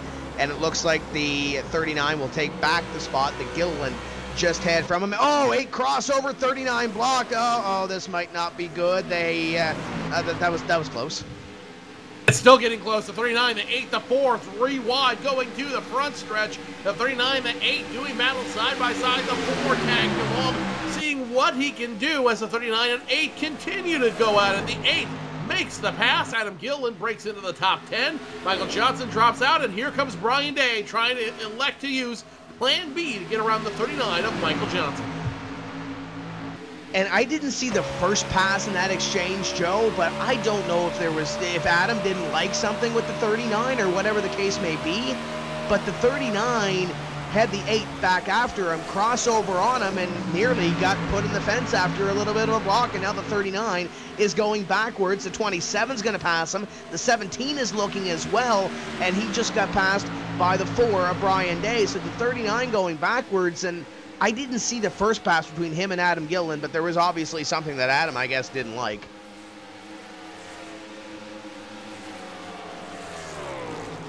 So these guys continue to fight it out here at Indianapolis Motor Speedway, and back up front, Lawton. Ray Alfalla is still nose to tail. Alfalla looking to try to get around that 26, forced to check it at the turn. So now Alfalla and Lawton still fighting for first and second. These guys are breaking away from the rest of the field handily. They've got between them about a second and a half on Chris Overland, over 3 seconds on Brian Blackford. So right now, if this race continues to go as it is, it looks like the battle for the win will be decided between Chad Lawton and Ray Alfalla. And I don't know if Chris Overland might be saving a little bit here, Joe, whether he's anticipating a caution flag or whether he's anticipating another pit stop or whatever the case may be. But I think Overland's saving something, and I think that might be a smart strategy right now. Not saying that the 26 and 2 aren't going 100% right now, because they might be saving a little bit, but the 2 and 26 at this point are the class of the field. I think Overland is saving a little bit, though, because once again, you look at him and Brian Blackford, he's 2 seconds up on the 33 car. I don't think we're done with caution flags with the way we saw the 8 and the 39 per se going at it for that position. I don't think we're done with caution flags, and I think Chris Overland might have that in the back of his head. We've only had 2 caution flags so far here at Indianapolis, which is a very impressive feat for all of these drivers. And now the 16 and 55 going to get around the 29 of Kevin King, and the 55 still in trouble, almost collected the 37 of Stephen Gilbert as they tried to pass the 29 of Kevin King. But 2 caution flags on the field so far tonight. This race is going very well, very clean. Everybody minding their P's and Q's, respecting the track here at Indianapolis Motor Speedway. But that being said, when push comes to shove, these guys have never, ever been cautious at all about asserting their weight for the win. This is a big racetrack, Joe. It takes a little while for you to fall a lap down here, and as we've seen, we have 34 drivers on the lead lap right now. Every driver that is on the racetrack right now is on the lead lap at this point, albeit there are some drivers with a little bit of damage. You look at the back at Busa and PJ Sturgis and a couple of those other drivers that do have damage on their race cars, but that sense of urgency per se isn't really as much there as it would be at 2 weeks ago when we ran New Hampshire, where those guys know that if you do make a mistake, you're going a lap down, and you're going a lap down quickly, then you're having to fight for the lucky dog and get back on the same lap as the leader. So that sense of urgency might not be there as much here in Indianapolis with this green flag run, knowing that you have a little bit of time. If your car's not right, maybe let it come to you and then grab a caution flag and see what you can do with it.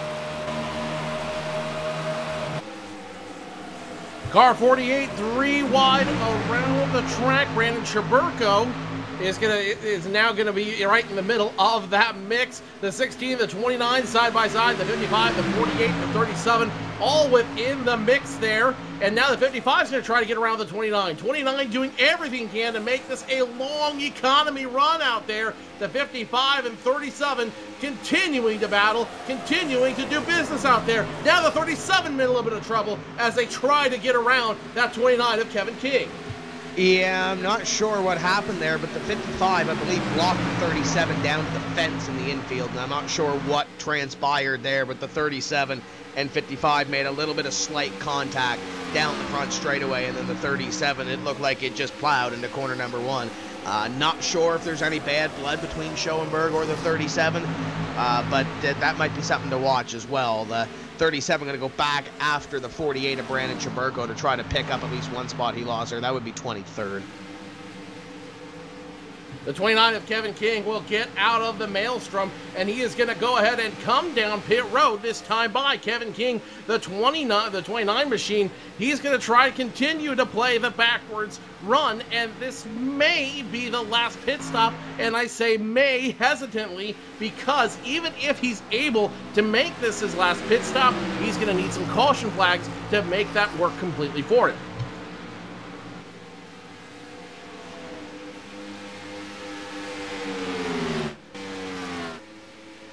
Yeah, these guys are continuing to go at it as you see a new leader pop up. That's Ray Alfalla in car number 2 as he will take the lead that time from Chad Lawton. And Lawton will take another look at Ray Alfalla, but it looks like Alfalla building a little bit of a gap on the number 26. Want to take a look at this Schoenberg and Stephen Gilbert incident coming out of corner number 4. It looks like Schoenberg gets a little bit stuck behind Kevin King, and then Stephen Gilbert tries to go underneath.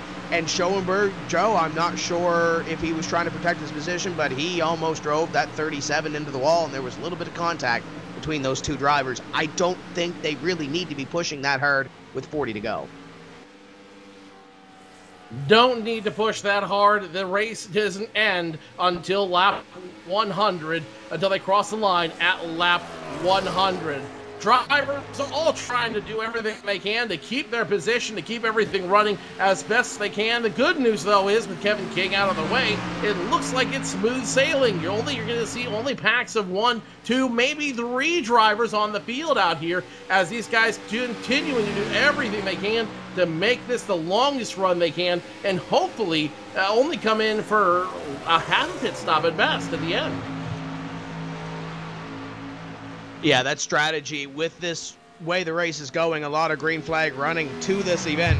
You have to have strategy in your mind, and I'm sure these virtual crew chiefs and some of these teams are thinking that as well. And that's the great thing about this iRacing and the NASCAR Peak Antifreeze Series powered by iRacing. If you're new to this series, not only do you have the drivers driving the race cars, yes, you have the drivers behind the wheel of these virtual race cars, but a lot of these teams have others behind the scenes, crew chiefs, car chiefs, whatever you want to call them, strategists per se, that are trying to work this race. And especially on a long green flag run like this, it comes into effect. It's a little bit easier, Joe, when you have caution, caution, caution, caution. But when you have a long green flag run and you don't know when that next caution is going to fly, you really have to have that strategist or that crew chief really play into the card and really have somebody in their ear trying to pace that driver and maybe even trying to save a little bit. Ray Alfalla back up front. He will lead lap number 69. And now he's starting to get a little bit of run on Chad Lawton out there. Last time around when they scored just over 0.3 of a second. And now Ray is starting to stretch out his lead on Chad and County. That time 0.4 of a second on the move. Now let's keep an eye on Brian Day, B driver in the number 4 machine, as he gets around the 54 Brandon Bowie. Adam Gillen not too far behind. Ray Alfalla starting to get a run on Chad. This could have some big implications later on. Yeah, trying to build a little bit of a gap right now between those top 2 drivers is Ray Alfalla, and I don't know if it's as much Ray not keeping the 26 check that not keeping the pace, or the 2 keeping the same pace, because it looks like the 2 and the 47 have about kept their pace. The 26 is falling back, and the clutch is just a little bit of Chris Overland. You see a lot of bumper going on there between the 8 and the 54.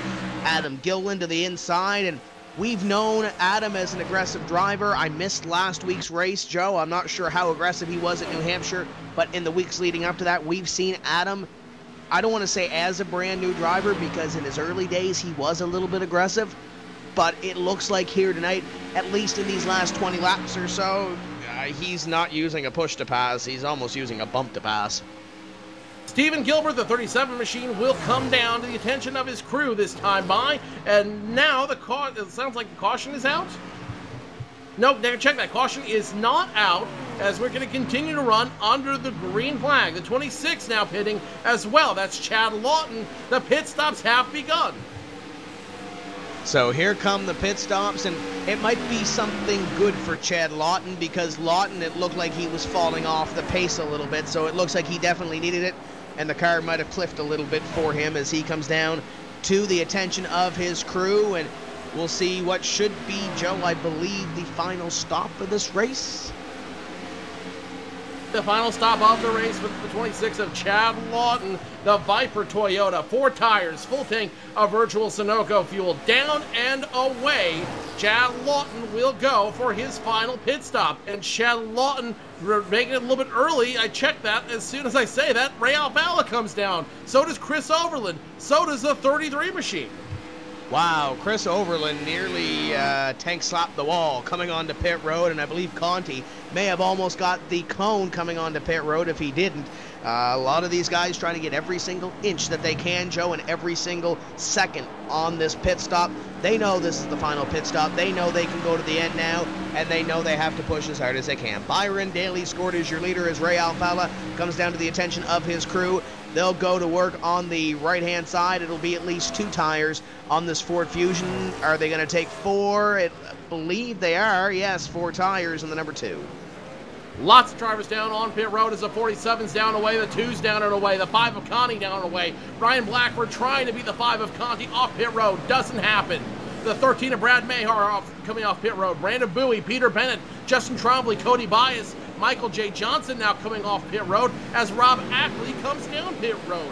The last pit stops being seen right now, also coming down pit road, the 4 of Brian Day, the 93 of Byron Daly, Brandon Schmidt, the 3 coming off.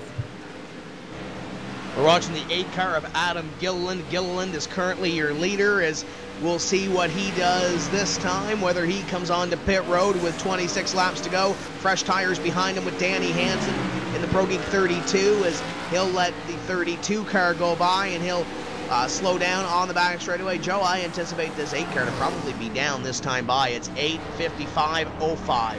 Top 3 as the 8 car works through the short chute and into corner number 4. We'll see if the gmercer.com number 8 decides to come down onto pit road. Yes, he will. Here comes the 8 car of Adam Gilliland. Adam Gilliland on pit road this time, and I believe he's going to be the only car to come down pit road this time around. Yes, he is. Check that. Trey Eidson down on pit road as well. That makes the 55 of Ryan Schoenberg your de facto leader. Schoenberg shows no urgency to go down pit road. I think he's going to try to enjoy having the track all to himself for as long as he can. And that might very well be the case. Schoenberg in the number 55, leading a lap here. Nick Ottinger scored in position number 2. Landon Harrison in 3rd. Davies and Scribner, your top 5. And you look back from the 55 of Brian Schoenberg, and there's the 48 of Brandon Chaburko. He is a driver that is on some new tires. He's going to go to the inside of Schoenberg. And, oh, Schoenberg nearly gets into the 48. I think Schoenberg may have anticipated the 48 might have been a little bit quicker than that. Schoenberg finds a way to make it happen, and Schoenberg will stay up front. Now here comes the 05 of Nick Ottinger. The 55 and 05 will pit together, and they're going to come in for their final pit stop. That should hand off the lead to the 89 of Landon Harrison. So Landon Harrison will come down on the pit road in the 50 car of Alex Scribner. I'm not sure what he was doing, but he was doing a little do-si-do coming on the pit road as the 55 and 05 will drag race down pit road, and they'll head to the attention of their crews for what will be the final stop of the race with 25 laps to go in this event. Landon Harrison continues to lead, or leads this lap. Brandon Cattell in 2nd. Brandon led a few laps. He's on a little bit of a different strategy than some of these drivers, so we'll see how long Harrison stays out on this racetrack, and we'll see how long Brandon Cattell can stay out and maybe lead a couple more laps in car number 80. The 89 of Landon Harrison will take away the lead. Landon Harrison will stay out front. He will stay out for at least one more lap. And if history is any indicator of what will happen, he will come down next time by, which will give the lead to Brandon Cattell. And Brandon Cattell, Brandon Hoff, the last 2 of the last 3 drivers who have not come down pit road just yet. So everything getting cycled through as it would be. Harrison, Cattell, or check that, it's going to be, looks like Alex Scribner. No, it's going to be, yes, Alex Scribner coming down pit road that last time around. Make that 2 drivers who have not come down pit road, Harrison and Cattell. Scribner might have been hot the last time he was down on the pit road, because I know he was trying to get that thing down onto the pit road speed without hitting anything other than pit road speed limit. 89 stays out 50 into the fence off corner number 4. That was big for Scribner, and yeah, that's definitely not going to help his effort. Definitely not going to help his effort at all. The 89 machine continues to be your leader. Landon Harrison not coming down pit road just yet. I think he's going to try to run that tank dry out there just the way he's running. You can tell Ray Alfala in the second and third. Harrison, we're being told, can go maybe about 6 more laps, plus or minus, if he is able to conserve it. With a 7-second lead, I think he's got the opportunity to do it. I'm actually talking to crew chief Jordan Hightower, and he said the car is driving like a nicely sauteed onion right now. That actually sounds pretty good. I wonder if we can get some sauteed onions up here, but asked him how many laps he can go on fuel, and he said about 5 more laps, and they're going to try to stay out on this racetrack and lead some more. So great run for Landon Harrison, albeit it is a little bit of a fuel strategy, but to run up front in a race such as this at the Brickyard, I know it feels good for them and that team. So hats off to Landon Harrison. Landon Harrison allows the number 3 to get by him. The number 3 of Brandon Schmidt will get around easily, so Harrison will continue to run. He's going to continue to enjoy his moment in the spotlight. Brandon Cattell running second right now, getting the push from the 57 of PJ Sturgis. And meanwhile, what's going to ultimately be the battle for the lead, Ray Alfala leading Chad Lawton in the 26 by about a half a car length at best. So now the 2 and 26 running nose to tail. The 26 shows no urgency to get around the 2, and the 2 shows no urgency to get up front the track, knowing that he will ultimately inherit the lead. Very conservative driving by both these drivers at its finest. And that 26 maybe just laying in wait a little bit, waiting for the number 2 to maybe use the stuff up a little bit, or maybe just trying to keep with him to see if he can push a little bit harder in the remaining 10, 5, 2 laps to get to the finish of this event. Landon Harrison continuing to lead, and as you see the 2 and 26 battle just in front of them, it's Brandon Cattell, and Cattell is one of those drivers who has not been on pit road yet this evening, or yet on this final stint. So the 80 will be eaten up here, I'm pretty sure, by the 2 and the 26, and we'll see if the 89 keep a half eye on him, whether he does decide to come down pit road, as Cattell is about to say goodbye to second. And almost says goodbye to the race as 80 and 26 almost make contact. Advantage Alfala as he takes away that position from the 80 of Brandon Cattell, but Chad Lawton now going to have to drive a little bit harder as he almost gets into 80 going into turn number 1. Well, that was pretty close to that number 80 of Brandon Cattell, as he's going to fall back right now to position number 4, and it may be a good opportunity for him to come down on the pit road. Chris Overland is next up on the list to pass car number 80 of Brandon Cattell. So we'll see what Landon Harrison will do here. He's pretty close to coming down on this stint. About 2 or 3 laps shy. We'll see if he does decide to come down here or lead one more lap on the racetrack. Lap number 81 will be run on the racetrack and will be led by Landon Harrison in car number 89. 89 of Landon Harrison will continue to lead it. Alfala, Cattell, Chad Lawton, your top 4. And now Alfala has really got himself in an excellent position. Alfala looking to win this race for, I believe, the 2nd time in his career, and to continue that streak of only having 3 drivers who have ever won here in the NASCAR Peak Antifreeze Series. Alfala knows he's got an excellent opportunity to get into championship form tonight, and all he's got to do is complete 19 more circuits in order to do so. You mentioned championship form, though. That number 26 of Chad Lawton's doing about the exact same thing. So you have to be good to win a championship here in this series. Those are 2 of the best right now in this 2014 campaign, running in 2nd and 3rd right now. Landon Harrison stays out. We expect him down either next time or in 2 laps time. There's not a whole lot of fuel left, we don't think, Joe, in car number 89. So Landon Harrison, there's no way he's going to save 17 laps. So we expect Harrison down pit road either this time or the next time by. And then the lead will hand over to Ray Alfala, who has about 4 car lengths or so on Chad Lawton. But Chad Lawton's going to have to get the steam shovel out and start digging if he wants to get back around Ray Alfala. Chad Lawton was your points leader up to a race 2 weeks ago at New Hampshire Motor Speedway. Coming into tonight, he was tied for 3rd with Ray Alfala. 14 points away from Nick Ottinger. Ottinger, at that incident around laps 16, 17, 18, he was as a result was forced to go to the back of the field as the 89 of Landon Harrison. Now coming down pit road, Alfalla, the leader. Alfalla's got the lead right now over Chad Lawton and Michael Conti. Conti may be able to retain the points lead, but it won't be much as Lawton and Alfalla will be immediately on his heels. Yeah, this is going to be a battle to the wire when it comes down to this championship, especially with all these drivers that are up front in this championship, Joe, running so well each and every week. It's going to take one simple mistake, and as we see the 2 and the 26 in-lap traffic here, they'll make their way past to the inside of the 23 car. We seen it last year, not saying Ray Alfalla crumbled under the pressure, or whether it was Tyler Hudson running so well. It was a combination that led to Tyler Hudson winning that championship. So, yes, you have to be really, really good here in order to put yourself in a spot to win the championship, but you also have to be good down the stretch, too. 80 will continue to stay out as Ray Alfalla and Chad Lawton back nose to tail around each other. 2 car lengths now between the 2-time champion and the challenger, and these guys getting ready to do business with only about 16 and a half laps left to go, let's put it that way. It'll be 15 laps when they cross the bricks one more time. Lawton starting to turn the gas up on Ray Alfalla. Can he hold on and continue to be one of only 3 drivers that have ever won here at the Brickyard?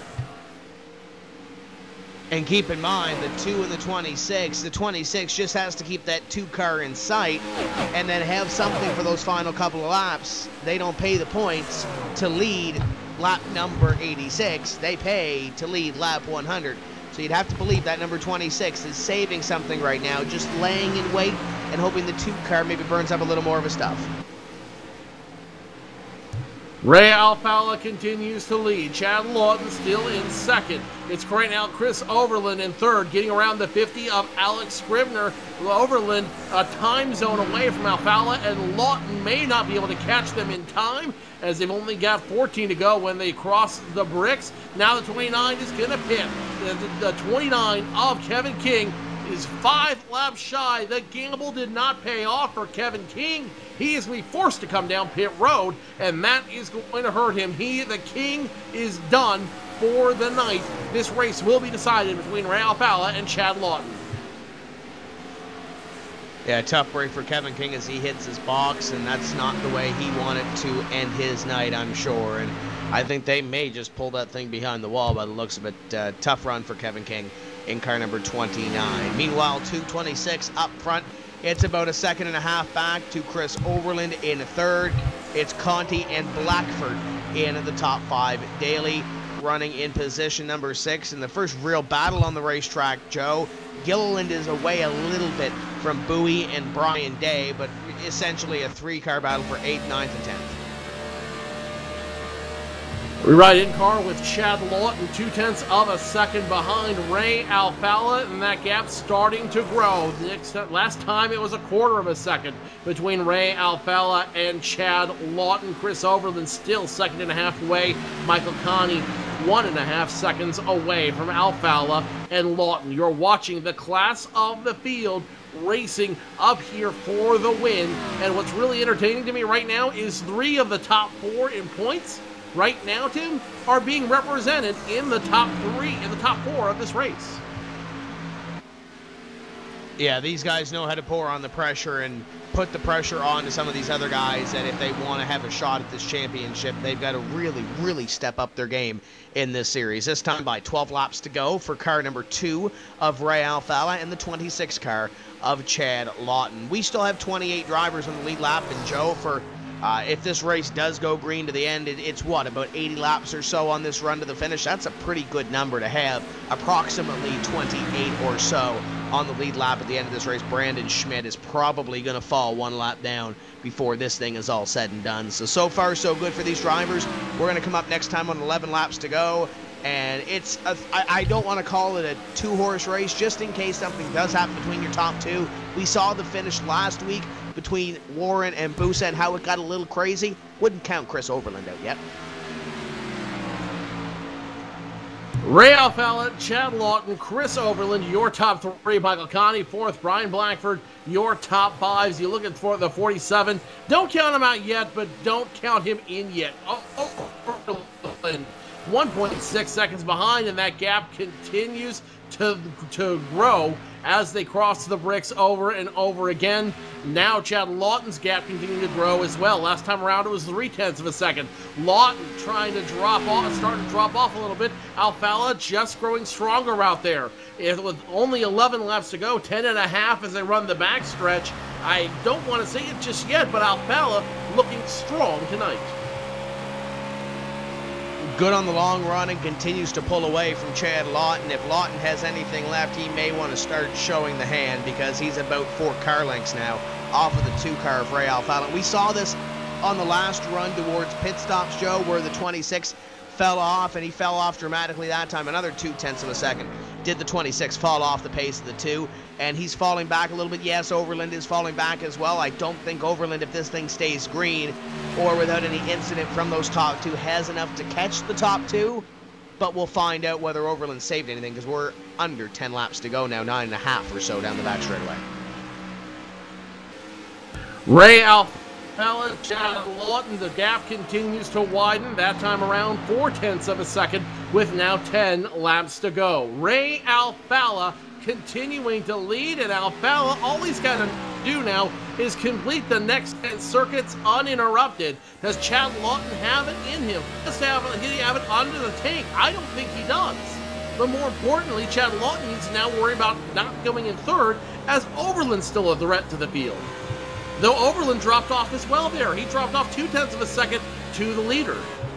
Yeah, Overland's car has been slowly going away, Joe, and Chad Lawton's has been going away, but I don't think as hard as Chris Overland's. Keep in mind, though, Overland has about 3 seconds or so on Mike Conti and Brian Blackford, and actually Conti's got about 3 seconds on Blackford himself, so I don't think they have any sort of contention of losing their positions within the top 5 as long as they keep it on the straight and narrow and don't hit the wall hard enough to knock the toe out. I think the top 5 positions are pretty well locked in with the exception of your top 2 unless Chad Lawton can turn the wick up here in these final 8 laps of this race. When you look back to, let's say, 8th and 9th, I believe that's the closest battle on the racetrack right now. That's Adam Gilliland and Brian Day. Day occupies position number 8 in the 4, and then you have Adam Gilliland in car number 8 running in position number 9. They pulled away from Brandon Bowie in the 54, who they were battling with, and they are about a second or so behind the 13 car. So that's their closest battle within the top 10 right now. You look on back through the field, you've got Carson McClellan, Trey Eidson, and Justin Bolton running together, and it looks like the 6 car looking at the 24 down to the inside, and he will take the spot into corner number 1 with a 6 on the 24. That'll move him up to P16. But that's all we see right now within these final 10 laps. Couple of 2-3 car packs battling for position, and unless one of them slips, this race is going to go green to the end. Schoenberg's running with Ottinger right now in 22nd place, and I know that's not where Ottinger wanted to run tonight. Certainly not where Ottinger wanted to run, considering he started on the front row. He was a contender to win this race, and all it took is one slip for him to end up in the wall and call it a night. Alfalla, Lawton, Overland, your top 3. Conti in 4th, Brian Blackford rounding out your top 5.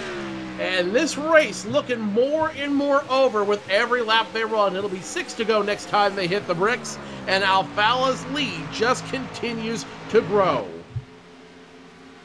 Yeah, I think that number 26 car of Chad Lawton, I believe the handling may be going away a little bit. 49.20 the last time by to Ray Alfalla's 49.15.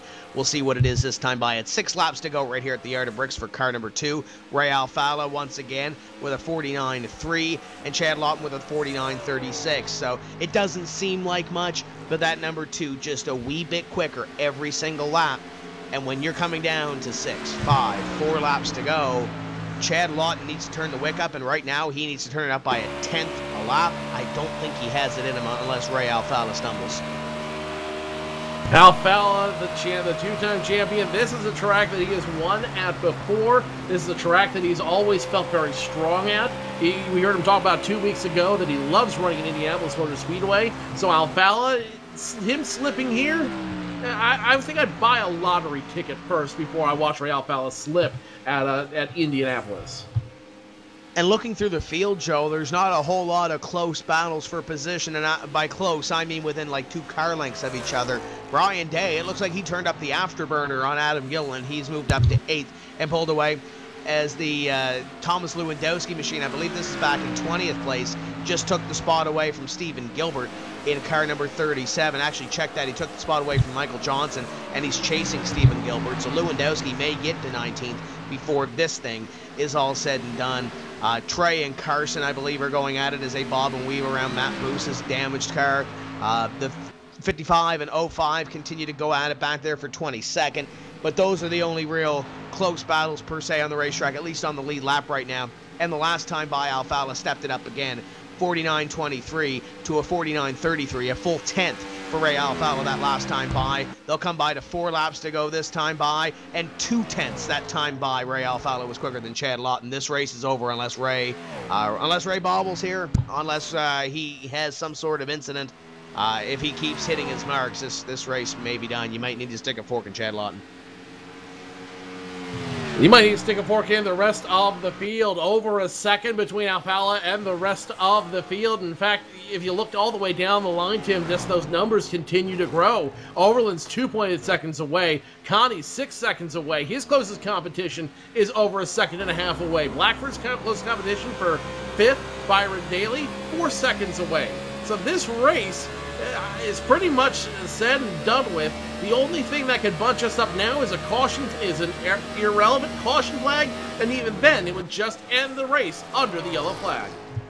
And, you know, looking at Ray Alfalla's times, the last 5 laps, he's really fallen off. From lap 90 or so, he was turning high 9s and low 0s, 48s and 49s. And then you look at the last 5 laps, it's been a 3, a 23, a 25, and a 3 for Ray Alfalla. The last 4 laps for the driver behind him, Chad Lawton, 36, 33, 46, and 41. And Ray has not hit a 4 in this run as of yet, a 49-4 as of yet. The last 2 laps have been 49-4s for Chad Lawton. That just shows the pace on the long run for Ray Alfalla. This time by 2 laps to go for car number 2. The 05 of Ottinger is going to call it a night. He's out of gas. He tried everything he can to try to stay in this race.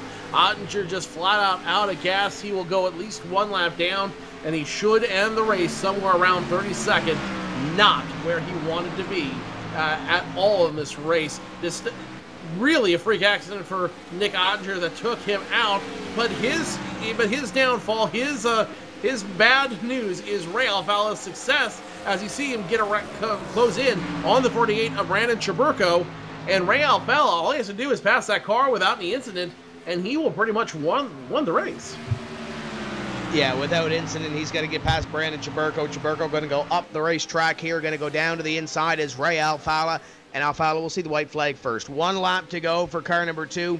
And this time by, I believe he's even going to gain a little more time. Yes, he did, another 10th on Chad Lawton. So this one is just on cruise control. Ray Alfalla's got to make sure he doesn't hit anything. Just hits his marks and make sure he keeps it straight for this final half lap. Lawton, Overland, Conti, and Blackford, your top 5. And Joe, they are all running by their lonesome per se. Unless something happens, that'll be your top 5 in the next 1.25 miles or so. 1 more parade lap. This is effectively, Tim, has turned into a parade lap here at Indianapolis Motor Speedway as Ray Alfalla will come through turns 3 and 4 for the final time, and for the 2nd consecutive year, Ray Alfalla gets to kiss the virtual bricks. He wins the race at Indianapolis Motor Speedway. Chad Lawton will finish 2nd, Chris Overland 3rd, Michael Conti 4th, Ryan Blackford rounds out your top 5, Byron Daly, Brad Mayhar, Brian Day, Adam Gillen, Justin Tromley rounds out your top 10. Ray Alfalla with the strong finish. And really, this could be the start of something very big for Ray. Yeah, this could be the championship run. We saw it last season where Ray Alfalla stumbled in the latter half of the season. This could be the opposite of what we see from 2013. Ray Alfalla will come by this time, and he will celebrate and will catch up with the top 5 here in the post-race show in just a few moments' time. But man, what a run by Ray Alfalla. It looks like he's back to championship form, Joe, and that is bad news for the rest of this field. And it couldn't come at a more prudent time, considering in 2 weeks' time they will go to the road course for the first time and then institute the dropped race that will ultimately start the chase for the championship. Ray Alfalla burns them down at the bricks. The Sim Pedals machine finishes first for the second consecutive year at Indianapolis. When we come back, we will talk to your top 5 finishers, recap what's been a heck of a race here at Indianapolis, and look forward to our first road race ever in the NASCAR Peak Antifreeze Series. Ray Alfalla, your winner. We'll talk to him next on iRacing Live.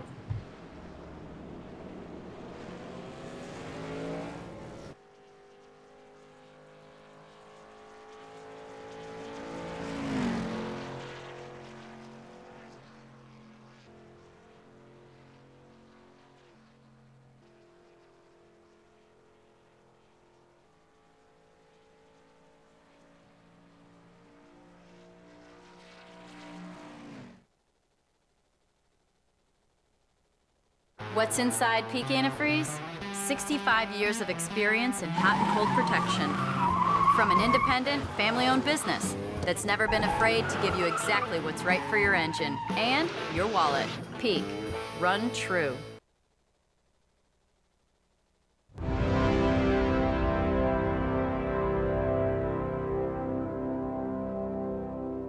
Race fans, it's time for those most famous words in motorsports. Drivers, start your engines!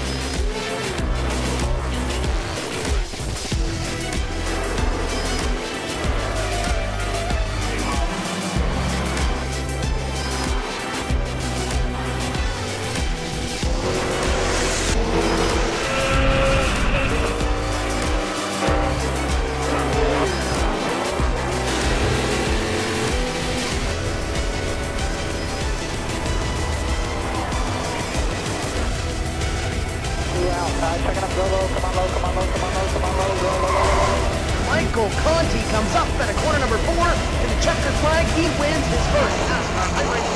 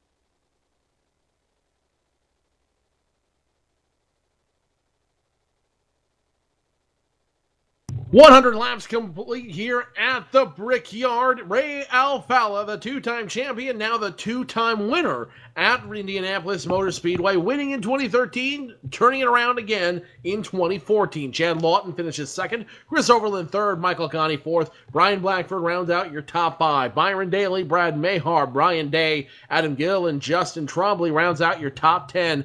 Brandon Bowie, Peter Bennett, Cody Bias, Danny Hansen, Rob Ackley, your top 15. Trey Eidson, Carson McClellan, Justin Bolton, Stephen Gilbert, Tom Lewandowski, your top 20. Michael J. Johnson, Brian Schoenberg, Alex Warren, Landon Harrison, Brandon Traburco, your top 25. Brandon Cattell, Brandon Schmidt, Brandon Hoff, Alex Scribner, PJ Sturgis, your top 30. Matt Busa, Nick Ottinger, Brad Davies, Kevin King, Brandon Hawk, Mitchell Hunt, your top 36, and that's how they finished here at Indianapolis Motor Speedway. Tim Terry down in victory lane with the two-time champion and the two-time Brickyard winner, Ray Alfalla. And first-time winner in 2014. Ray, welcome back to victory lane.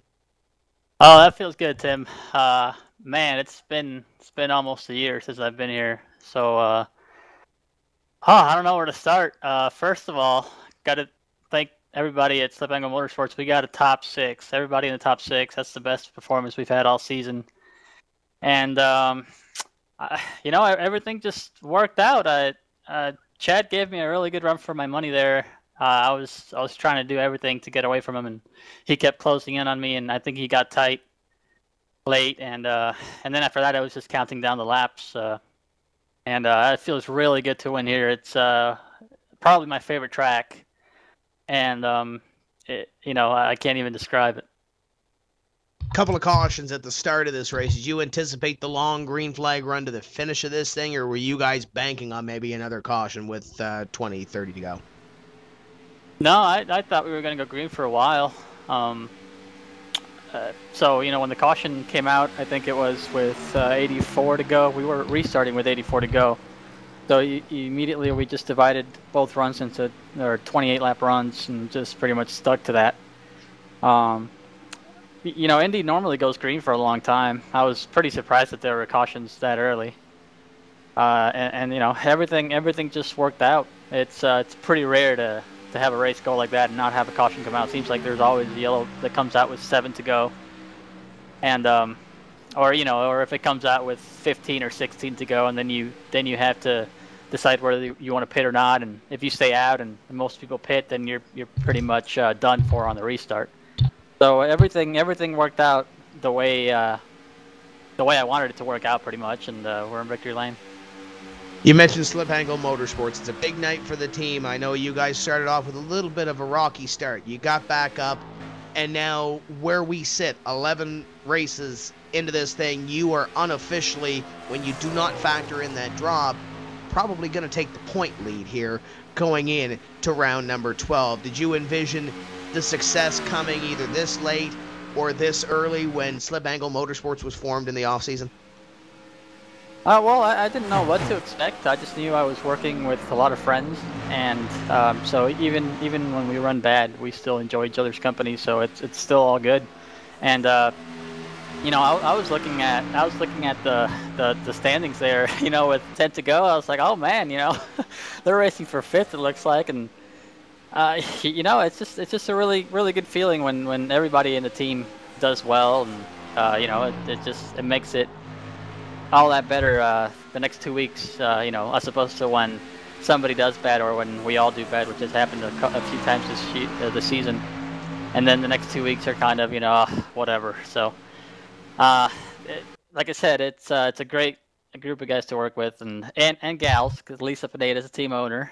And I don't know, just having a lot of fun, and winning at the Brickyard is, about as best of a win as you can get on iRacing. Brickyard's a tough track, but 2 weeks' time, we head to Watkins Glen. It's the first ever road course for the NASCAR Peak Antifreeze Series. For the fans that are watching here this evening, what do they expect in 2 weeks? Oh, I don't know what to expect. I haven't driven the car yet with the new physics, but I was wanting a road race on the schedule for the longest time, and it finally happened this year. So, I was in the World Championship Series on the road for a couple of years, and I really enjoyed the road racing. And I had to focus more on the oval side here the past few years, but I'm happy to go to a road course. It's a lot of fun slinging around a heavy car around any road course, and the Glen is it's a fun place to race. You mentioned the sponsors, you mentioned the team members already. Anybody else you want to say hello to, or any final thoughts before we let you go to celebrate this win at the Brickyard? The mic is all yours. Well, I haven't mentioned the sponsors, the Main Performance PC Sim pedals. They work absolutely great. They should be out soon. Look for those. Proki Consulting, newblockhosting.com. Disabled Racer, StemSimX, JDR Graphics. Thanks to Peak for sponsoring the series. Big thanks to Jordan Hightower and JD Laird for the spotting during the race. Thanks to you guys. I can't wait to watch the broadcast. And that's Ray Alfalla. First time this season, Joe, he gets into victory lane after 11 races run in this NASCAR Peak Antifreeze Series powered by iRacing season. I believe you have caught up with our second place finisher, Chad Lawton. Chad Lawton, the 26 Viper Toyota, finishing second tonight. And Chad, it looked like you had a car that could challenge for the win. What happened out there, buddy? Oh, well, I had a pretty good car. Easily top 3. Overland was just a little bit worse out on the pit stops, but it seemed like Ray was pretty much haunting me all night. You know, staying behind me. He knew. Pretty sure he knew with 10 laps to go. He definitely had the better car. It seems like midway through the run, about 15 to maybe 20, I was a touch faster. But after that, he was definitely the car to beat on the long run. But second place finish at Indianapolis, I'll take that any day. It's not one of my best or favorite tracks, so a second place is a pretty good night for me. Oh, it's definitely going to be a great night for you, especially more importantly, you are projected to be unofficially second in points when it's all said and done. That's going to be a great feeling with 5 races left in the season. Yeah, I believe when we get with 4 races left, the drop is no longer there, so I'm not sure exactly where we'll be. I think you just said second, but just moving into Watkins Glen, it's probably hoping to get a top 10. I know there's about 4 or 5 guys who are definitely going to pull away from everybody, but I think I'm strong enough to get a top 10, and if I can pull out a top 10 there and stay within a marginal difference in points compared to the top guys, I should be good for the rest of the season. Chad, 2 weeks time, we do a new first ever here in the NASCAR Peak Antifreeze Series powered by iRacing. We go to the road course at Watkins Glen, 50 laps. Have you and your team at least even considered it yet? Well, I ran pro last season. Me, Kenny, Rich, we all ran pro last season for Watkins Glen, and it was pretty fun. This is a totally different car. I haven't ran any laps at Watkins Glen in this car yet, and usually for me, there's one group, or there's a few groups for road course racing. There's number 1 group has about 4 or 5 people who are pretty much gone, and then their second and third. I'm usually somewhat in the second group, trying to stay with everybody, and I'm hoping that comes to fruition in 2 weeks. Chad, this year we're doing that the unofficial chase, we're calling it. They do the dropped race. They factor in the drop race after Watkins Glen. You've got 4 big tracks ahead of you. What's the strategy for the rest of the season? Will we see Chad Lawton hoist the trophy and get the $10,000 prize? I mean, it can definitely happen. I'm not the one to say guarantee anything, because anything can happen. Like the race at New Hampshire, where I messed up. But looking at the schedule, there seems to be a good amount, or some good races for me. So after Watkins Glen, then those will continue to be my strong tracks, and I'm just hoping to get through Watkins Glen safe and sound. Chad, I know a lot of people work behind the scenes every other week to make it work for you and get you up front every single week. Who makes it work for you, buddy? Viper Technologies for getting on the car. Toyota, TRD Power. They haul butt. I've been doing good this season with the Toyota. Definitely want to thank everyone on the team. Kevin King, who built the setup tonight, and that thing was pretty stout. Billy Price, Edward Birch, Mike Skinner, Greg McKinney, Stephen Gilbert, Tim Baker, Justin Trombley, who we picked up, and that's Richard Doucette. That's it. That is your second place finisher, Chad Lawton, the Viper Technologies Toyota, finishing second tonight. Great run tonight, Chad. We'll see you in 2 weeks at Watkins Glen. Thank you. Tim Terry should have caught up with our third place finisher, Chris Overland.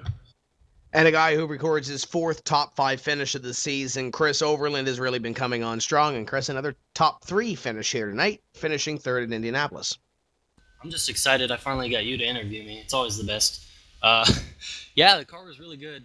I can't help but be disappointed because this is my favorite track, and I would have put all the money in the world that if I was going to win a race this season, it would have been here. But you know, Ray and Chad are great drivers, and I can't beat them. It's just as simple as that. They're really great, and it was a pleasure to be racing with them and Mike and all those guys and have such a good car. It seems like in these last couple of weeks, this Last Row Motorsports team has really stepped up their game, and once again, unofficially in the standings, you're going to move up to the top 5 without that drop factored in. How big is that? And the way this team has been running, especially coming down to the stretch run.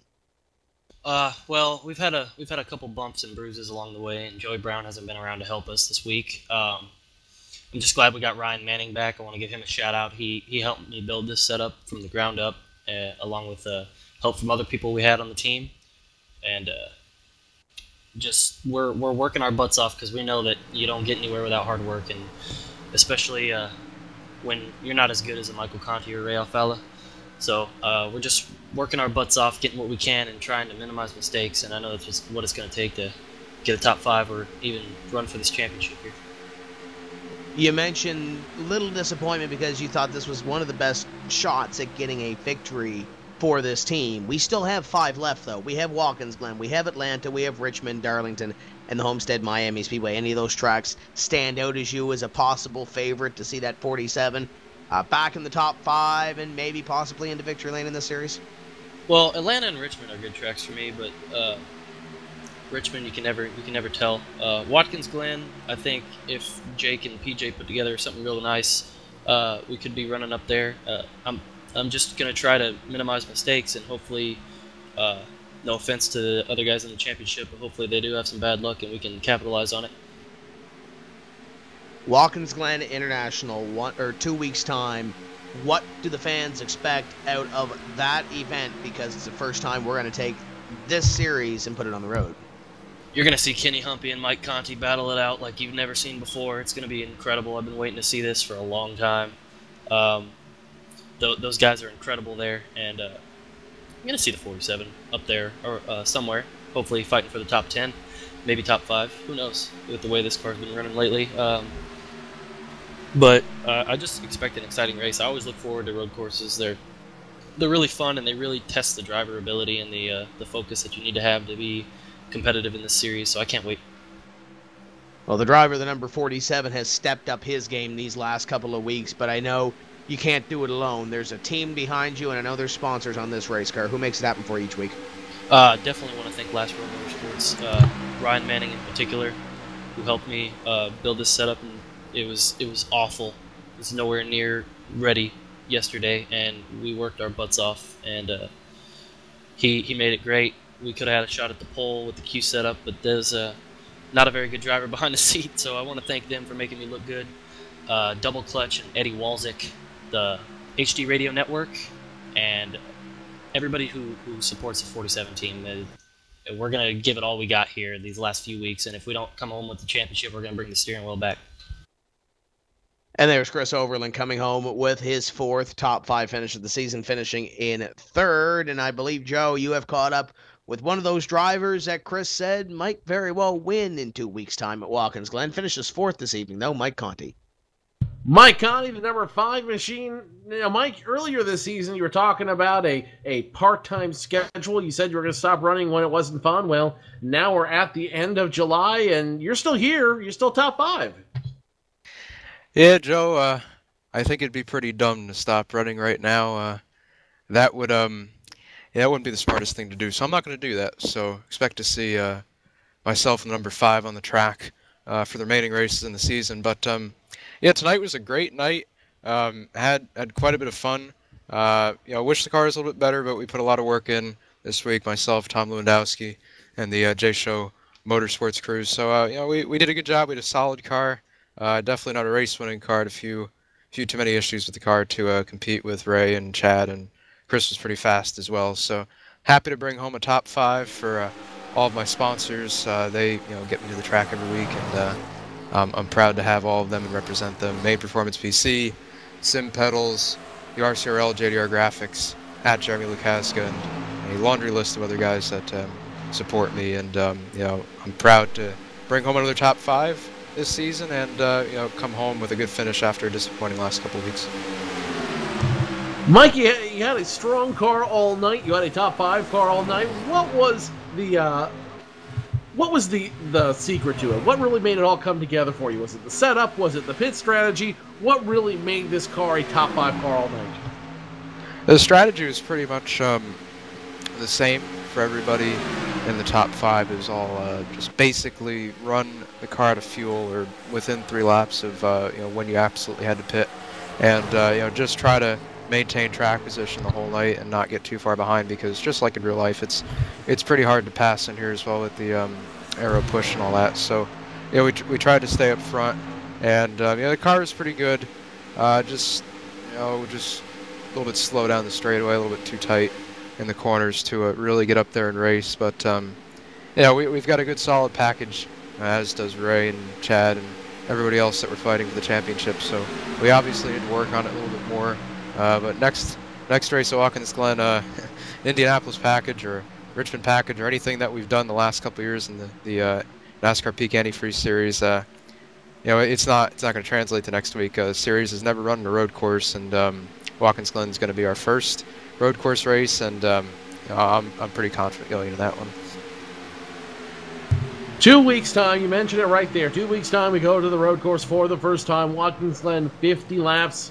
Are we going to see Mike Connie hoist the inaugural trophy? Well, I can't speculate. This is racing. We could have anything happen to us: a crash, electrical problem, a major storm that knocks that power, a computer failure. I mean, there's a bunch of stuff that can go wrong. So I don't want to make any promises or sound too cocky or start thinking too much about it. But I know that I can hold my own on a road course, and I've always enjoyed the road courses, sometimes really more than the ovals. But I'm excited to get to run the Gen 6 car there. I've put a lot of laps in already, and the whole team is going to put in our best effort to get the number 5 and the 55 and the 32 up front at Watkins Glen. It's going to be a great race. Hopefully it puts on a good show for everybody watching. It'll be something different. We do ovals every week, and I know not everybody's into ovals, so introducing a road course to the series kind of diversifies it, and maybe we'll bring in a little bit different audience. So for everybody that tunes in 2 weeks time, hope you put on a good show, and hope that the number 5 is in victory lane at the end of the night. Mike, who makes it work for you week in, week out, buddy? Yeah, once again, Main Performance PC, Sim Pedals, which I've been using since Mike Main has kindly asked me to test them for him. So myself and Ray have been using them, and obviously they work pretty good because we finished 1st and 4th. So that was pretty cool. They work great. At Jeremy Lukaska, the RCRL, Speed 77, Team Full Throttle, Abuto, Tom Lewandowski, Brandon Hastings for spotting once again tonight. Did a great job. And finally, JDR Graphics for making the car look good out on the track. So thank you, Joe, for taking the time out to do this series. Everybody at PSR TV, and we'll see you in 2 weeks' time at Watkins Glen. Mike Onagy finishing fourth. And Mike, before I let you go, producer whispering in my ear, when is he going to get a new headshot? Is that in the works for the sponsorship deal next year? We can get a headshot ASAP. I'm a lazy kind of guy when it comes to small stuff like that. So we'll get that fixed up. I'll take a decent shot of myself. I'm not the prettiest guy in the world, so hopefully we don't turn too many viewers away with the new headshot. But we'll definitely have something new up there for Watkins Glen. I can promise that. Mike Connie finishing fourth tonight. We'll talk to your press people, Mike. We'll figure it out. All right, Joe. Finishing fourth tonight in the number 5 machine, Tim Terry's caught with your fifth place finisher, Brian Blackford. Another one of the Slip Angle Motorsports drivers that finishes in the top 6 this evening. Brian Blackford comes home in position number 5 and first top 5 of the season. Brian, walk us through a night at the Indianapolis Motor Speedway.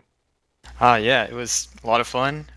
We started around mid-pack, and we're really getting caught up in a lot of trouble. So early on, we decided to take 2 tires, and in testing, 2 tires didn't seem to be all that bad, so it actually gained us, it net us a lot of track position over the long run. So very happy with that call.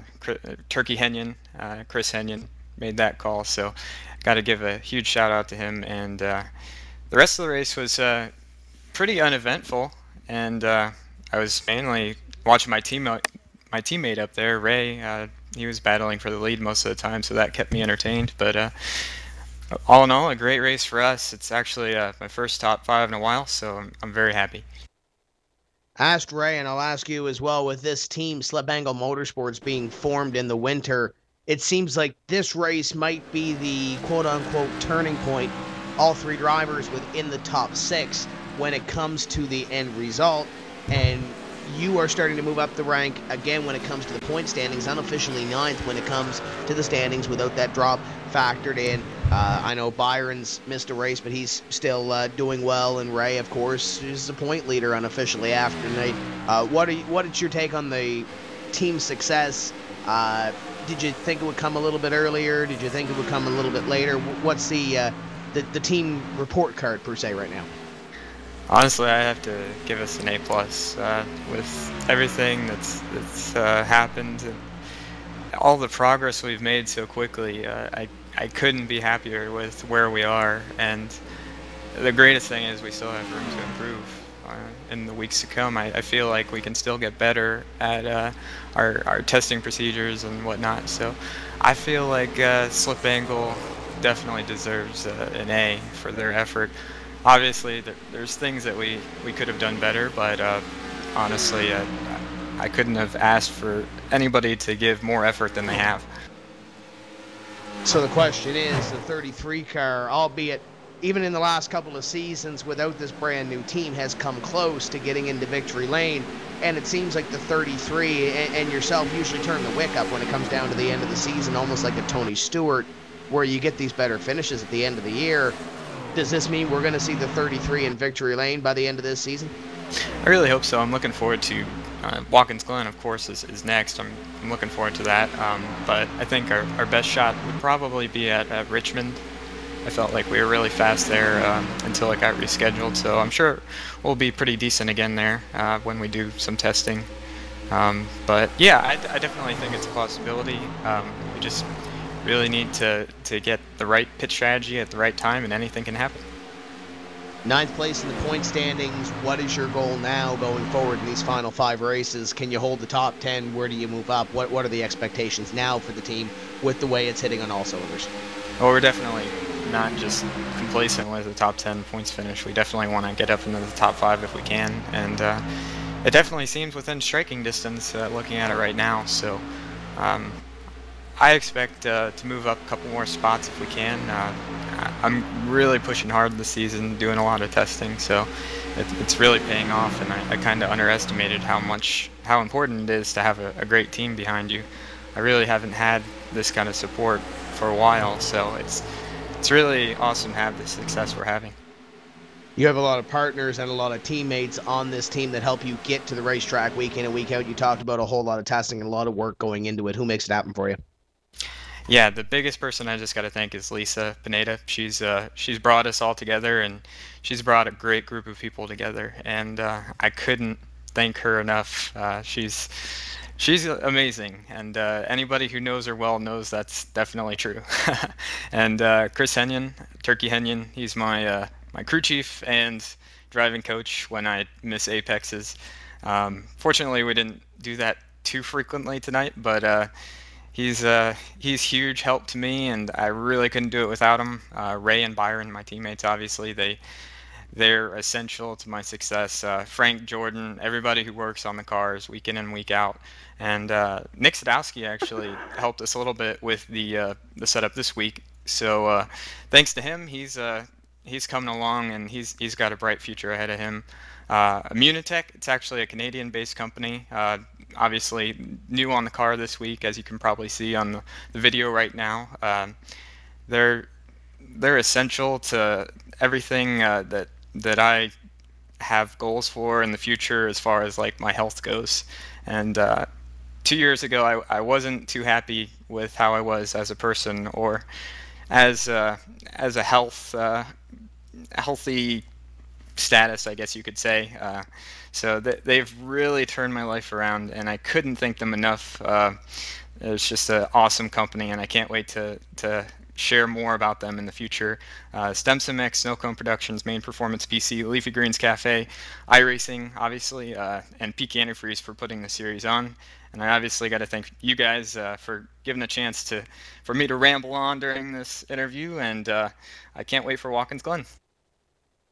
That's Brian Black for coming home in position number 5. Joe, my final thoughts here this evening. Got here a little bit late. Didn't see the caution. I guess I might have scared the cautions away at the end of that one. But nevertheless, great racing by all of these drivers. Ray and Chad put on a show throughout that event. Congratulations to Ray Alfalla for getting back into victory lane. And we have ourselves a little championship battle going forward here. You have Ray, Mike, and Chad all within 5 points minus that drop.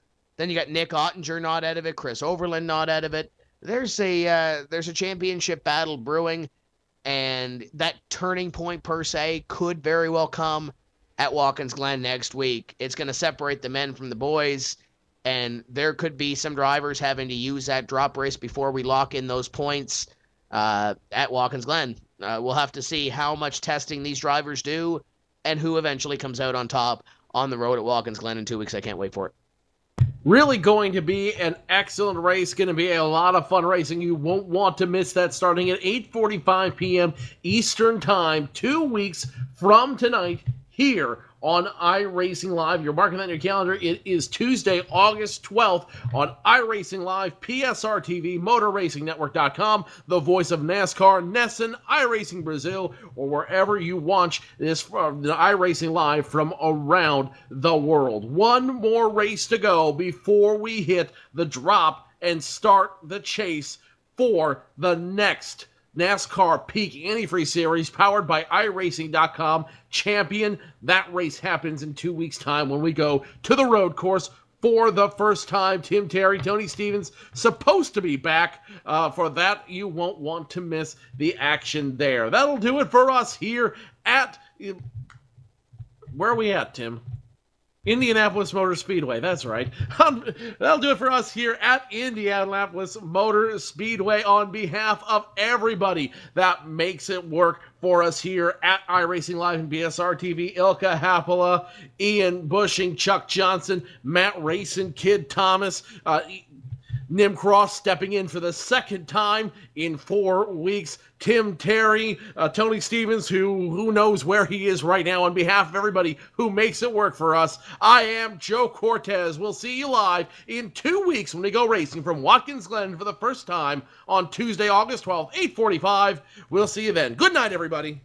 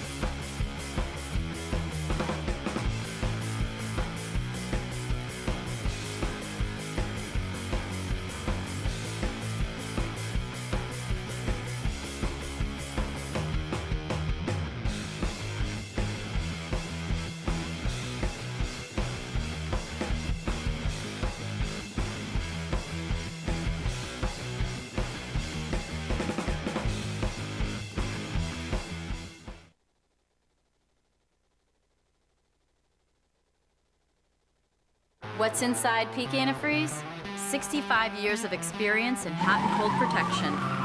From an independent, family-owned business that's never been afraid to give you exactly what's right for your engine and your wallet. Peak. Run true.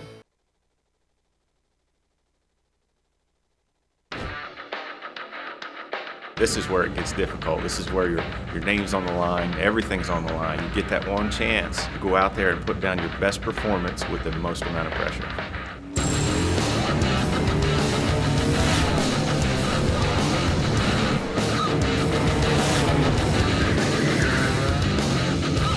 So you got to take this race car, this whole new group of people, go to the racetrack, somehow impress them, and oh, by the way, you got to do it now. It's now or never. The first thing that went through my mind was like, no way. Just be real important to try to figure out how to keep the tires under him and run a smart 150 laps. They might bump him around a little bit, but what doesn't kill you makes you stronger.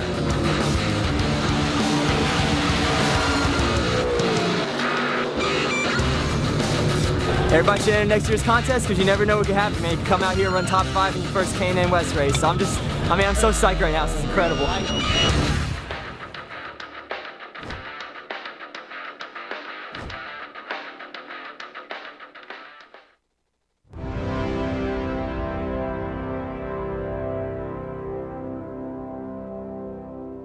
Race fans, it's time for those most famous words in motorsports. Drivers, start your engines!